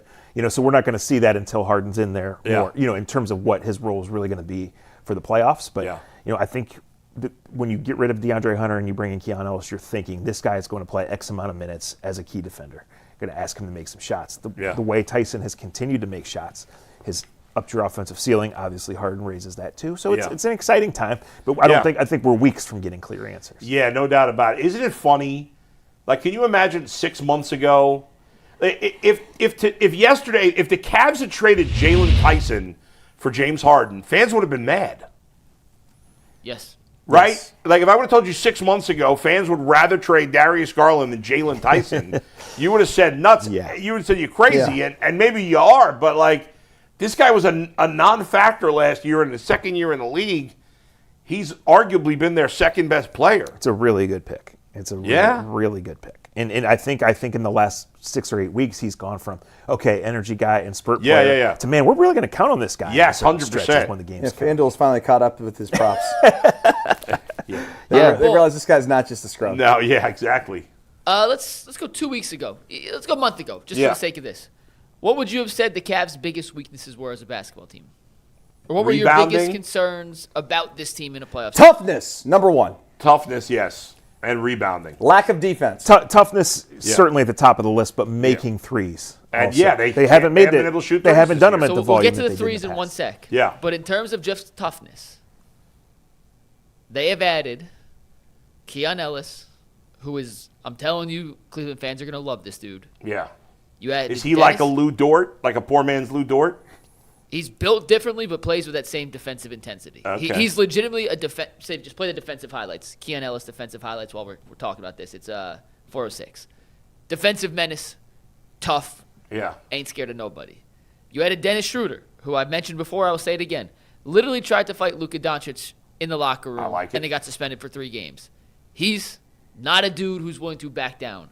You're going to create a roster spot for Naquan Tomlin, who is still a work in progress in a lot of ways, but certainly brings a level of toughness, physicality, attitude, energy. You've added Jalen Tyson into the full-time rotation, who we did not expect to have this big of a role when the season started. Right. And then you're getting James Harden, who I don't think necessarily is known as a I want to fight you kind of guy. Yeah. But certainly isn't scared of the moment by any means, right? Yeah. Game 7, the Game 7 numbers are horrific, but it's not like he's to use Jared Allen's words, the lights were too bright. Right. They have been in certain playoff moments for Harden. He's had enough good playoff moments that at least he's going to be there. Right. They have changed that narrative pretty quickly with some of the pieces they brought in. I was listening to, I never really listened to NBA radio on Sirius, but I put it on this morning because I wanted to hear what they said. Frank Isola and Brian Scalabrine do a morning show. They have a nice show. Yeah, they're good. And they know the game. They know the league. Yeah, for they're sure. really good. And whenever there's a big story involving the Cavs, I put it on because they do a good job. They're good listen. And I happened perfect timing because I put it on as they were starting to talk about the trade, and they both said they were like, I don't understand why anybody's criticizing the Cavs. This is a great trade by the Cavs, and they made the point. Scalabrine made the point, and I think this is really telling coming from a former player. He's like, James Harden is just a different level of player than Darius Garland. Yes, he is. And so the other players have a respect for that and a concern for that. No matter what you think of Harden, he was like, we know he struggled in the playoffs. He is looked at a different way, and is taken in a way more serious. I can't remember the exact words he used. Than Darius Garland He gets is. a certain level of reverence from the other guys in the league where Garland doesn't. You game plan for James Harden. You don't game plan for Darius Garland the same way. Put it this That's way. what he said. If you're D'ing up James Harden at the top of the key, like you're worried that this guy's going to just pull up on you like at any given moment. Right. You're not that worried about Garland. No. You know Remember what I mean? last May when you couldn't take Donovan Mitchell out for 30 seconds? Yeah, You that's know, right. True. In game 95. Right. Right? Yeah. Like, Yeah, now, he's come up to game 5 in a wheelchair. Right. Just to, You know, Now you can take him out. Schroder can play both guard spots. Harden Right. can play both guard spots. Yeah. You know. Yeah, you give him a real rest. Obviously, the people's worry is the chemistry, how your offense changes when James Harden is two-ball dominant. And I think the Game 7 failure of Harden's No pass doubt. sticks with people. Yeah. But you got to get to Game 7. That's right. You're not getting there. No. You weren't getting there the way it currently is. And the chemistry concerns are fair, but I think, and maybe it won't work out, but the fact that Donovan Mitchell is clearly at the very least, on board with this move tells you that these guys want to make it work. So if the two parties, Donovan Mitchell, James Harden, want to make it work, you got to think there's at least a decent chance it will. there's no doubt that Donovan signed off on this. I mean, come Well, on. 100%. They're not making the move. He doesn't 100%. want it. I mean, in the Athletic article this morning, Yeah. Jason and Joe Said he. all but confirmed that Donovan was a big part Yeah. of this. Right. So he wanted this to happen. The first trade is one that you make because everybody in the league's starting to get active. You start to look at the numbers. Yeah. You know, maybe it comes together quickly. Maybe it's a result of something else that didn't work. Yeah. Like a trade for James Harden is something that multiple people are in on and didn't happen. It got hot in a day. Right. But it happened over multiple conversations, multiple avenues, multiple layers of the organization. And if anybody thinks that Donovan Mitchell isn't at the top layer of the organization, they're just Right. denying the truth. The Yeah. guy makes a lot of money. The Yes. guy's your best player. You're committed to him now and want to be committed to him in Yeah. the future. Of course he had input on it. And you got three players that you have a level of excitement for, and you trade away Garland, who can't stay on the court, and DeAndre Hunter, we're all like, he stinks Disappointed this year. One other thing I want to point out. So the closest comparison I think you could find to Harden's situation now in Cleveland throughout his career was either the Houston year where they made the Western Conference Finals, were one game away from the finals, where he played alongside Chris Paul in the backcourt, or when he was in Brooklyn, but he had Kevin Durant as the third guy, so the usage was a little thrown off. But I went and looked at the numbers and the minutes played with him and Chris Paul, because those are two primary ball handlers sharing the backcourt together. So that season, James Harden played 35 minutes a game. Chris Paul played about 32. Mike D'Antoni, who, by the way, was the head coach of the Atlanta teams that Kenny Atkinson was an assistant under, so there is some familiarity there, always kept one of the two on the court at all times. As long as the game was close, one of the two was on the court Yeah, they'll at all do the times. same thing here, of course. So of the 35 minutes James Harden played, about 19 and a half, if you want to round up 20, keep it even, 20, Yeah. they shared the court together. And then Harden had 15 minutes along his own, Right. running the offense as the solo ball handler. And then Chris Paul had about 12 minutes on his own. Right. I mean, probably I expect that to be flipped here. Donovan with about 15, Yeah. Harden with about 12, and I bet you they shared the court for about 20. So if Harden does play tonight, this will not be anything close to a playoff rotation in terms of the numbers. Right. But I bet once it gets settled in, I bet you that'll be around the split. 20 minutes together, 15 is Don as the primary ball handler, playmaker, creator, initiator, 12 with Harden. Didn't Chris Paul get hurt during that series? Yeah, game 6. Right. And weren't they up 3-2? They were up 3-2, and then they had the horrific game 7 where they missed 27 straight Right, threes. and Harden was terrible. Yes. Yeah. Horrific. And it also remember. worth Yeah, we noting were killing real him quick, on the air, I think. Yeah, you know why. when he was in Brooklyn yeah. with the big 3, Yeah. Harden's usage rate was 28%. Yeah. Garland's usage rate this year was 27%. Yeah. So he's been in a lower usage situation before. His numbers in Brooklyn with those guys, it was a short stint, but he averaged 12 assists per 36 minutes. It's Yeah, gonna be that's just fine. that's going to be fun to see. Him feeding the ball to Evan Mobley, especially, is going to be exciting. All right, Mike. All right, we got our last topic. We have no more reads, so we're just going to get right Okay. to it. Steve, if you want to pull up the quote, 342, I'd appreciate that. Shedeur Sanders was in the Pro Bowl last night. Dustin, I'm going to need you to fill us in. I'm going to be your eyes and ears for last night's flag football game. So I'm going to read you a quote We'll discuss the quote, and we'll also get into how he performed last night. But he was on with Kay Adams, who's a FanDuel show at the Pro Bowl. Yeah. And Shedeur said this. Grown up. Yeah, I like her. Quote, Players like her. "That's the thing I appreciate about this year is that I proved to myself I'm able to dominate the league. I'm able to take completions. I'm able to put all of that together. And definitely in games we have flashes, but I know I'm capable of doing that. Now to do it on a consistent basis, that's what the goal is. But for me in this past season, that's what I proved to myself. That being, quote, I'm able to dominate the league." You know Zach, what? Or Dustin, no, you start us off. Dustin, what You know say you what? about this? I have absolutely no problem with that. I have no problem with that. Because I think if you want to be great, you got to be a little crazy, and you got to be a little delusional about your ability. And I think he does have ability. Like, I don't think it's crazy to think that he could be a starter in this league. The dominant, I mean, I want my quarterback to think that way. Why would you not? Right. I mean, I'm a little delusional in my own life. I mean, it's what high achievers have to be sometimes. Like, if you want to get to the next level, you gotta be like, I'm the best. Like, you can't stop me. And I like that. So I know maybe you thought I would go the other way with it, but no, I think that's good. And whatever happened last night has nothing to do with what is going to going forward. Like, he looked good in his underwear throwing passes, just like he did at the combine and all those things. But like, I like that attitude, and I think I agree with Chris Rose, who said this should be the year. If they don't draft a quarterback, just give everything to Shedeur and just see what happens. And if it doesn't work out, it doesn't work out, move and on. then we know. Yeah. And then and everybody else knows too. Right. So then we can all move on. Zach, what do you think of the Yeah, I comments? think the whole bottom 2/3 of that quote are reasonable and rooted here in the real world. Yeah. I don't think the dominate part is. Yeah. I think the whole reason it's said is because of the absurd selection to the Pro Bowl. Right? Yeah. He should be low-key right now, and he wasn't. He didn't dominate all anything. this. Joe Flacco getting picked to the Pro Bowl. He didn't all this dominate is so anything. silly. Yeah, No. We know the truth, and we've been over it, right? Yeah. Who could have succeeded there? In every game except the Chicago game, he had really good moments. Yeah. Sometimes it was just one drive or two drives. Sometimes it was prolonged play.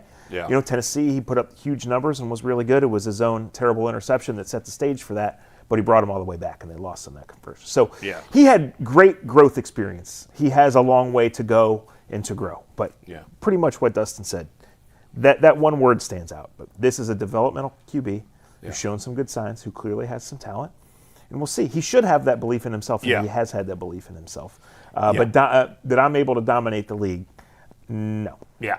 Well, if he had said, I proved to everybody that I could dominate the league, then you could have a real beef with what he said. Sure. But he He's didn't talking say about that. He believes, and that's fine. It doesn't matter if the rest of us believe. Let me just say this. Yeah. You guys can make fun of me, but like We will. I know.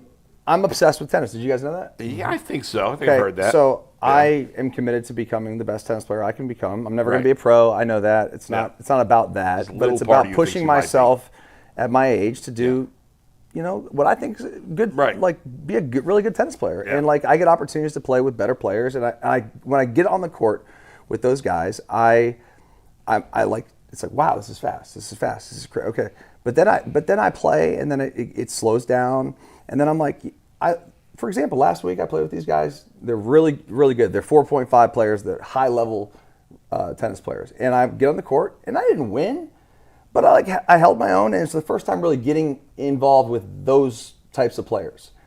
And I love saying to myself, I can play with those guys. Like, I said to myself, I'm going to dominate that court one day.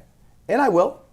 It may take a couple years, but I know that I'm going to get – and that's what he's saying is he stepped on the field. He has seen it. The game slowed down. Yeah, you make errors because it's the first time he saw all that stuff. But that belief, that's why this guy is going to be successful in life. I don't want a quarterback who's not confident. Right. Even if maybe it's irrational at this point before it's proven. I want my quarterback to be confident. I 100% believe, I don't care that nobody else would believe, that I am the greatest play-by-play man in America today. 100%. I don't have the opportunity right now. I haven't gone down that road. But I'm convinced that if I got an opportunity, I'd be the best play-by-play guy out there. I 100% believe that. Other people would have a chance to make their opinion if it happened. If I got in the booth tomorrow for the national championship, Herb Street's out, I'm in right now. The first quarter would be really fast. Yes, But sure. by the second, third, fourth quarter, You'd settle it'd down. slow down, and, Yeah. I'd say to myself, I'm fine.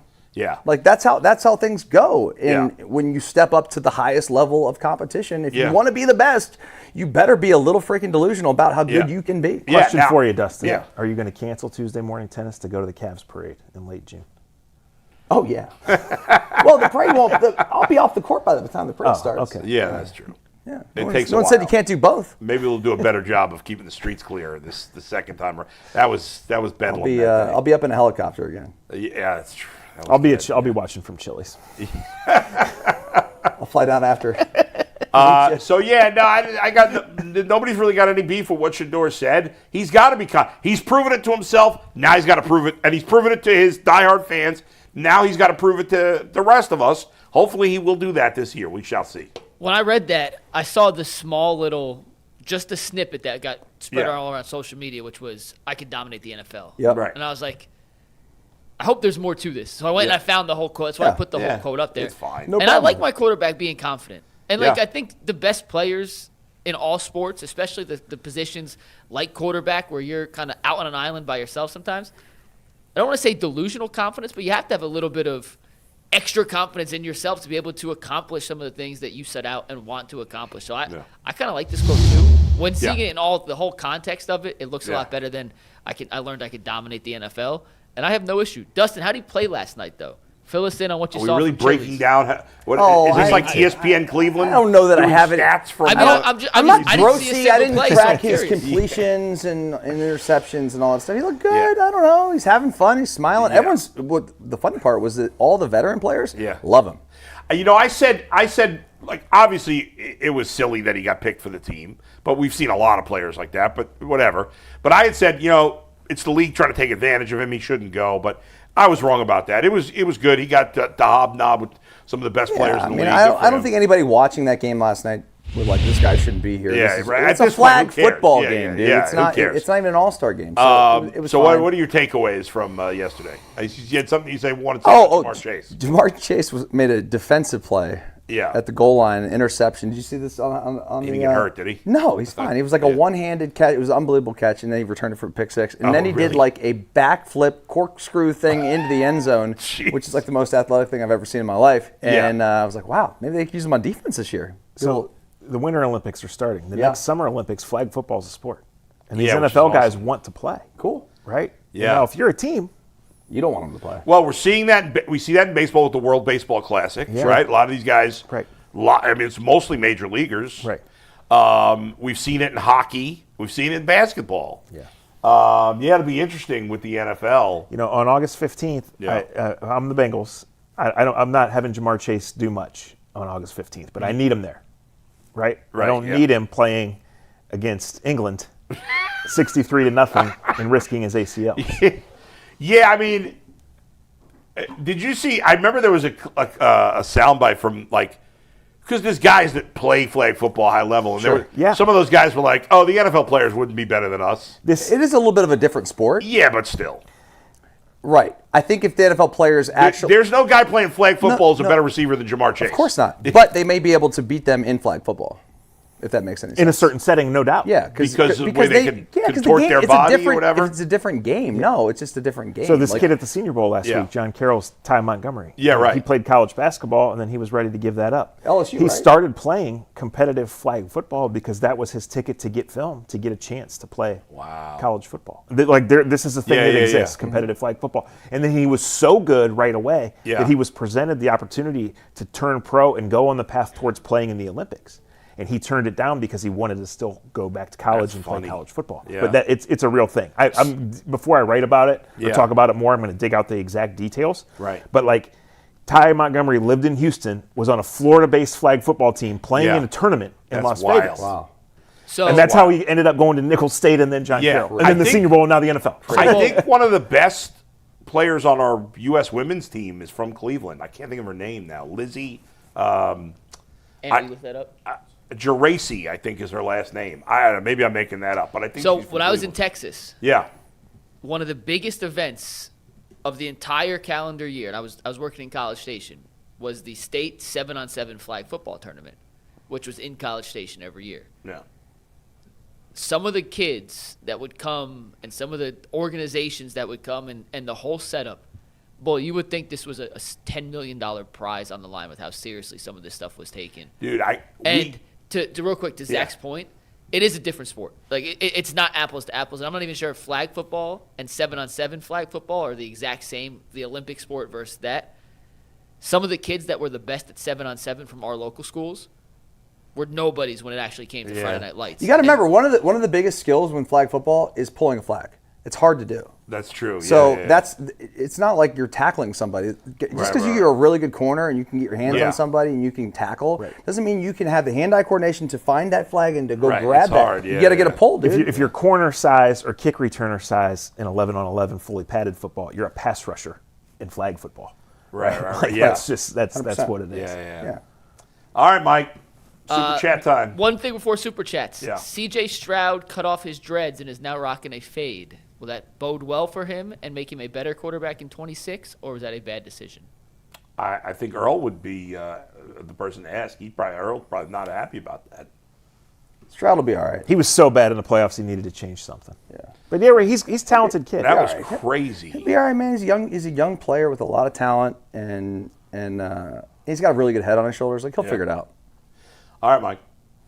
Sorry, Earl just texted me and said they're locks, not dreads. So I'm asking him what's the difference between dreads and locks.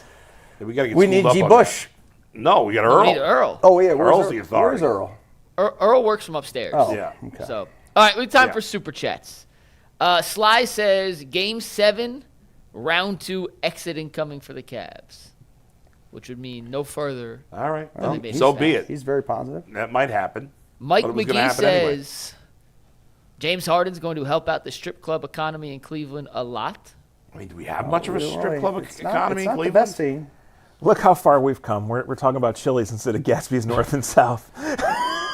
Listen, I've never been to this. It's what's that place the in the Gad Flats, North will right? have a little suite for James Harden. Man, what's that? Is that a strip club in Akron? It's a local establishment. There's In one in Akron. Akron, one in Canton. That's what we're discussing. They have a north and Like south. if it's a strip club in Canton or Akron, it can't be. I mean, it's got to be pretty dicey. Adam, if you grew up in this area, Yeah. you don't know about the secret gems. Get South is I've a been to a place strip. of its own. I've been to a it strip is club a in place of its Utica. own, yeah. Utica's probably equivalent to Akron and Canton, and it was a. I'll drive scary by to Get situation. North on my way home from here in about an hour. So Okay. I need to VO, do some baby. field research. I'll do some There you go. field There's research. the one by the airport too. They got one over there by the airport, one in the flats. Strip clubs by the airport. I know where they all are, but I seem don't. to. Yeah, that's really. Hey, shitty. that whole road over there used Yeah, to be there. right, exactly. A lot of strip. In another life, Zach and I may have been there. Yeah. Airport Road in Mobile, Alabama. Indeed. Sly says the dislike of Garland really got people thinking an all-time quitter is finally going to break through in year 17. Fair. All right. Yeah, it might be. I'm the eternal optimist. Yeah. Brian Rizzo says, Bull, Yeah. 2 questions. First, Brian Rizzo. R-I-Z-Z-O. Go ahead. what do you think about, let me rephrase, what did you think between the Bengals and Browns having 3 quarterbacks in the Pro Bowl?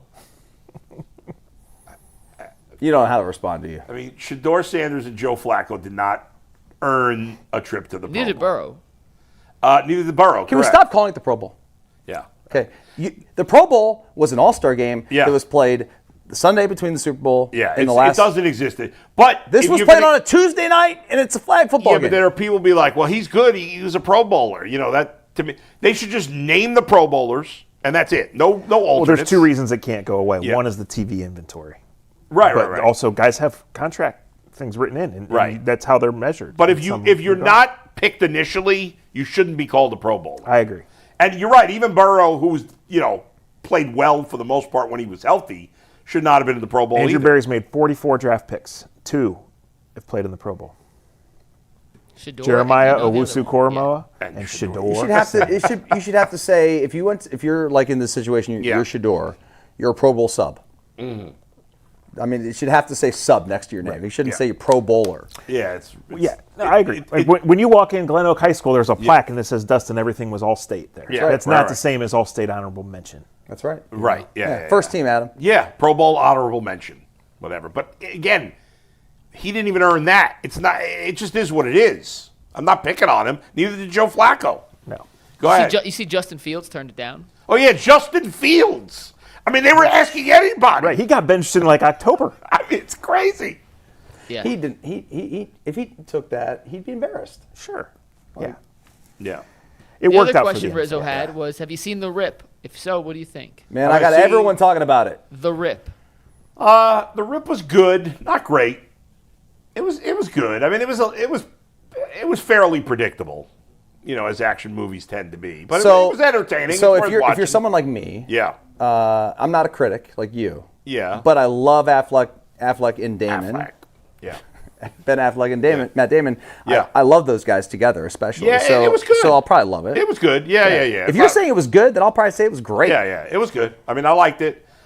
There's another actor in there named Stephen Ewan, who's people will know him as Glenn from The Walking Dead, and he's really good. And the two female lead roles are good. You see anything else that's good? My brother was texting me yesterday asking about movies something. or Just TV any shows, anything. Things I've seen recently that are good. This has been out a couple of months already now, but there's a show on HBO Max called Task. Okay. Terrific. What's that? It was terrific. Yeah, starring Mark Ruffalo, which is really good. Obviously, the final season of Stranger Things, the people who are being critical are losers.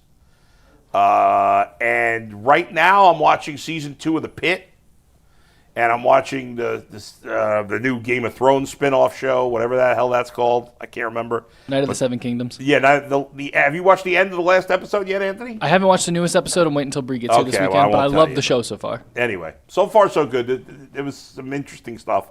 I love TV. I'm obsessed with it. I got to talk to my man George Thomas about maybe getting into like movie reviewing and stuff. Why don't you just, I'm do a fascinated. podcast or something? Yeah, I dude? was, and I got bored with it, but now I'm like into it again. All right, go ahead, Mike. Next. All right, Sly says, I'll be at the Clippers-Cavs game tonight. Can't wait to listen to what the players are talking about on the Nice. bench. Neil Gray says, can we rest assured that Donovan can finally be closing the last 5 minutes of the fourth quarter while Harden can control the tempo of the first three while surrounding those two with 3-and-D and lob threats? Is he saying Donovan would be on the bench at the end of the game? No, I think he's No, he's saying Donovan doesn't have to have the ball. All the time. Yeah, right. Yes. Hey, if nothing else, this should help Donovan Take a little be a little pressure off fresher into the playoffs. Sure, yeah, Doesn't do as much. they're going to be staggered at some point. Yeah. And that's going to be a work in progress. Too. Yeah. Don't you guys think though, like the end of games too, that you have two guys that they have to count for to take the last shot? Right. You 100%. know? And The downside of that is the dynamics of who doesn't have the ball. Sure. Right. And making it get. I do want to also point out. I don't worry as much Darius about Donovan. Garland was so good in the clutch last year. Like, his clutch numbers were absurd. I thought he actually had a case to be the NBA's clutch player of the year. So, but they had two options last Nobody's year, buying too. the legitimacy. I pray to God that these two get along great and it works out and this is like the greatest trade ever and we get to hang another banner and we're all happy and LeBron comes back. Yeah. Probably won't go that way, No. but I'm praying it does. By the way, are you surprised that Chris Rose is not like sitting closer to the court? Remember he said he was pretty far off I don't know the what court. tickets cost there. I have no idea. I mean, guys. I heard the place is It's unbelievable. LA. The Clippers' new arena. Yeah, it looks amazing on TV. Last time I was out there, they were just building it. It's not You know far how from expensive SoFi. it is out there, man. I know, but you think Chris It's Rose, incredible. From all accounts, people who How is that judgmental? You're like, I thought he'd have better seats. you're seat shaming. You were totally It's seat a shaming. compliment to him. I thought he, was living in that You high think life. it's a comment? It comes across as you act like you don't have enough money. I didn't mean it to come out in a bad way. Go ahead. Stop seat shaming Chris. I seat shamed him. I Seat apologize. shaming. Say that five. Say times Seat five. shame? Say that 5 times faster. No chance. Or what's the She sells seashells by the seashore. What about the team that the Unique New Charge are playing? Say that 5 times fast. Greensboro. No, not just Greensboro. Greensboro Swarm. Greensboro Swarm. Greensboro Swarm. Greensboro Swarm. Greensboro Swarm. All right, you did it. Bull. Say unique. Unique New York 5 times. Unique New York. Unique New York. Unique New York. Okay, let's just wrap this up. Go ahead. On that note. All right, we're next getting one. desperate. Bailey Blanton says, I feel like there were so many games where Darius would score like 10 points, and that's just not enough when he gets paid what he does, unfortunately. Good trade for the Cavs. I'm a fan. Okay. Primetime says, when Zach effing Jackson is on the show, it's a little more lit in here. Welcome, Zach. Nice. My family is watching. Have you been described as lit before? I don't think so, but I don't have very good hearing either, so I'm not sure. In overtime, we're going to get Zach's thoughts on doing a full UCSS for the first time. So Okay. we're going to bring you inside Zach's mind. Analysis on that. Neil Gray says, in reference to how many games will the Browns win, 8 and up games will be won by the Browns. So he's saying 8 or more. Okay. Okie dokie. Tyvus picked 8 last year. Tyvus picked That was 8 a in decision. December. I think G. Bush picked 8 for the Browns already this year. Not a surprise. Go ahead. Rob Cunningham says, what are the consequences of cutting Lonzo Ball for Tomlin? You can't just cut him, right? Yeah, they can trade him. Yeah, I don't think you could just cut somebody like No, that. you can't do that. Otherwise, teams would be able to get You out could, of but cap you'd have to problems. swallow the cap. Yeah. Right. Doesn't So help you on the trading cap. him is what almost Right. certainly is going to happen. He's been replaced. I mean, you could cut him just to open the roster spot, but that doesn't help you from a cap perspective. Correct. Yeah, and in that instance, because they're already a second apron team, they would not be able to then sign Tomlin. Like part of the They reason. wouldn't, so then you can't do that. All right. I mean, I'm sure you convert it, but I don't know. So full disclosure, Yeah. because tomorrow's a trade deadline. Yeah. I was trying to come up with some trades this morning for a topic tomorrow. Like, hey, these are 3 trades I still want to see the Cavs make. It's so freaking hard to navigate Right. the NBA trade Because they got to get under the second apron before they can to do make much of anything else. And it's just there's like, so for example, the Jazz before yesterday, the Jazz traded for Jaren Jackson Jr. Right? Yeah. They were a team that could absorb a bunch of salary. Now they're technically in the first apron, so Yeah. they're out. So now you have the Nets, and it's just, All right. It's all too confusing. Don't bog us down in this. No, I'm craziness. gonna do it. I'm just Yeah. telling y'all, it is not, and it drives me nuts that the rules Yeah. of this second apron, for someone who, considers himself a giant NBA fan and likes to understand this stuff, I don't get half of it. Yeah. Full disclosure. It's stupid. James May says, I'm going to Christie's this weekend with James Harden. Ooh. It's still open down there? I think so. Okay. Yeah. Used to go there. Let's give Sly, by the way, a round of applause. He gifted 25 memberships in the chat today. So let's give Sly a Give him round a of golf applause. clap. Sly being a real one. And Sly also says Clippers tickets aren't as expensive compared to the Lakers. The Lakers tickets are ridiculously priced. Clippers at least quasi-reasonable. And the Clippers aren't any good this year either. Right. So Which is usually the case. They've been much better of late. They've won 17 and 21. Kawhi's healthy now? Wow. Yeah, Kawhi's been I know playing that, awesome. Mike, but I got to tell you, I looked Yeah. at their box score from the other night, and there were 4 guys on there that played never for them heard of, right? that I never heard of, and that's pretty rare. So that's what makes the Harden trade request Yeah. play more, even more into the he quits on teams. Was they literally won 17 to 21? He's like, yeah, now I want to be out. Peace. Yeah. Like it doesn't help, but they have climbed all the way back into the 9th seed in the East, Ooh, that's in a the big West, move. which I know sounds crazy, but Yeah. if you remember, they had the 4th worst overall record Right. when we looked at the draft picks because the Thunder owned their draft pick. So there was a Right. chance that if they continued to crater, the Thunder Yeah. could have got like a top 5 draft pick. So Okay. that's all our Super Chats, Bull. So, All right. Any We got 2 final minutes. thoughts? Zach, before we get to overtime, what was Yeah. your thoughts on your performance today in your first full UCSS show? I got to get a lot better. I got to go to Chili's and think about what Yeah. I've done wrong. Well, listen, you can leave this show and go home and say, you know what? I'm going to dominate that show next time. I can dominate the what I'm gonna UCSS platform. You know, Yeah. if Dustin can do tennis and the Cavs parade in the same day, then I can start adding more to my Damn plate. right. So today was 2 hours of this. I'm going to go home and write, Yeah. and then we're going to see. Yeah, at least it's not 5 hours. A lot of Oh, I basketball to got be one other watched thing for tonight. you guys real Yeah. quick. Yeah. From Jake Fisher, who works with Mark Stein on the Steinline Report at NBA Okay. Insider. This is direct quote from Jake Fisher.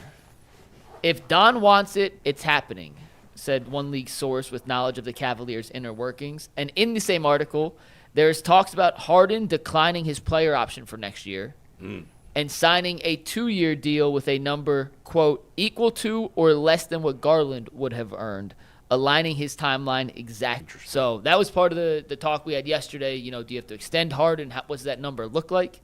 It appears Harden and the Cavs have at least had preliminary discussions on what that will look like, and it may be in a beneficial way to the Cavs and their alignment of their cap sheet moving forward. By the way, this is not me. Somebody was asking if this is me. Can you get this? Put it here. Just hold it on one camera. Steve will zoom in. Yep, hold it, Bull. That's not me. Is that real? Somebody tweeted this at me. Is that up on that? I guess, is that up on the billboard? I don't know. Well, the core four can't be there anymore because that's what had been there. So Yeah. maybe they When's put the last that time you played pickup hoops, Bull? When he tore his Achilles. Yeah. Daryl Ryder tore it. When I first moved to Cleveland in 2011, and we started at the radio station, we were playing pickup basketball amongst the guys working at the station. Dustin didn't ever come. But like me, 'Cause I like Lima, my body parts. yeah. Remember J.G. Spooner? Of course. Indeed. J.G.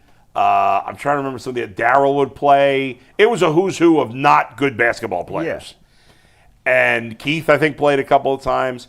And we would play, and I don't know, we played 4 or 5 times. And then I left the game once, and my leg was hurting. And I was like, oh, man, I better go buy high tops. So I went and bought a pair of high tops. I tied them up real tight. Following week, we played basketball. Darryl and I are going after a loose ball. We collide, pop. And I have not played since. But, my hope now with having my bariatric surgery in March is that someday I will be able to play pickup basketball again. I love it. We'll talk about that journey in Zach's in debut overtime. and overtime coming up in 3 minutes. Peace.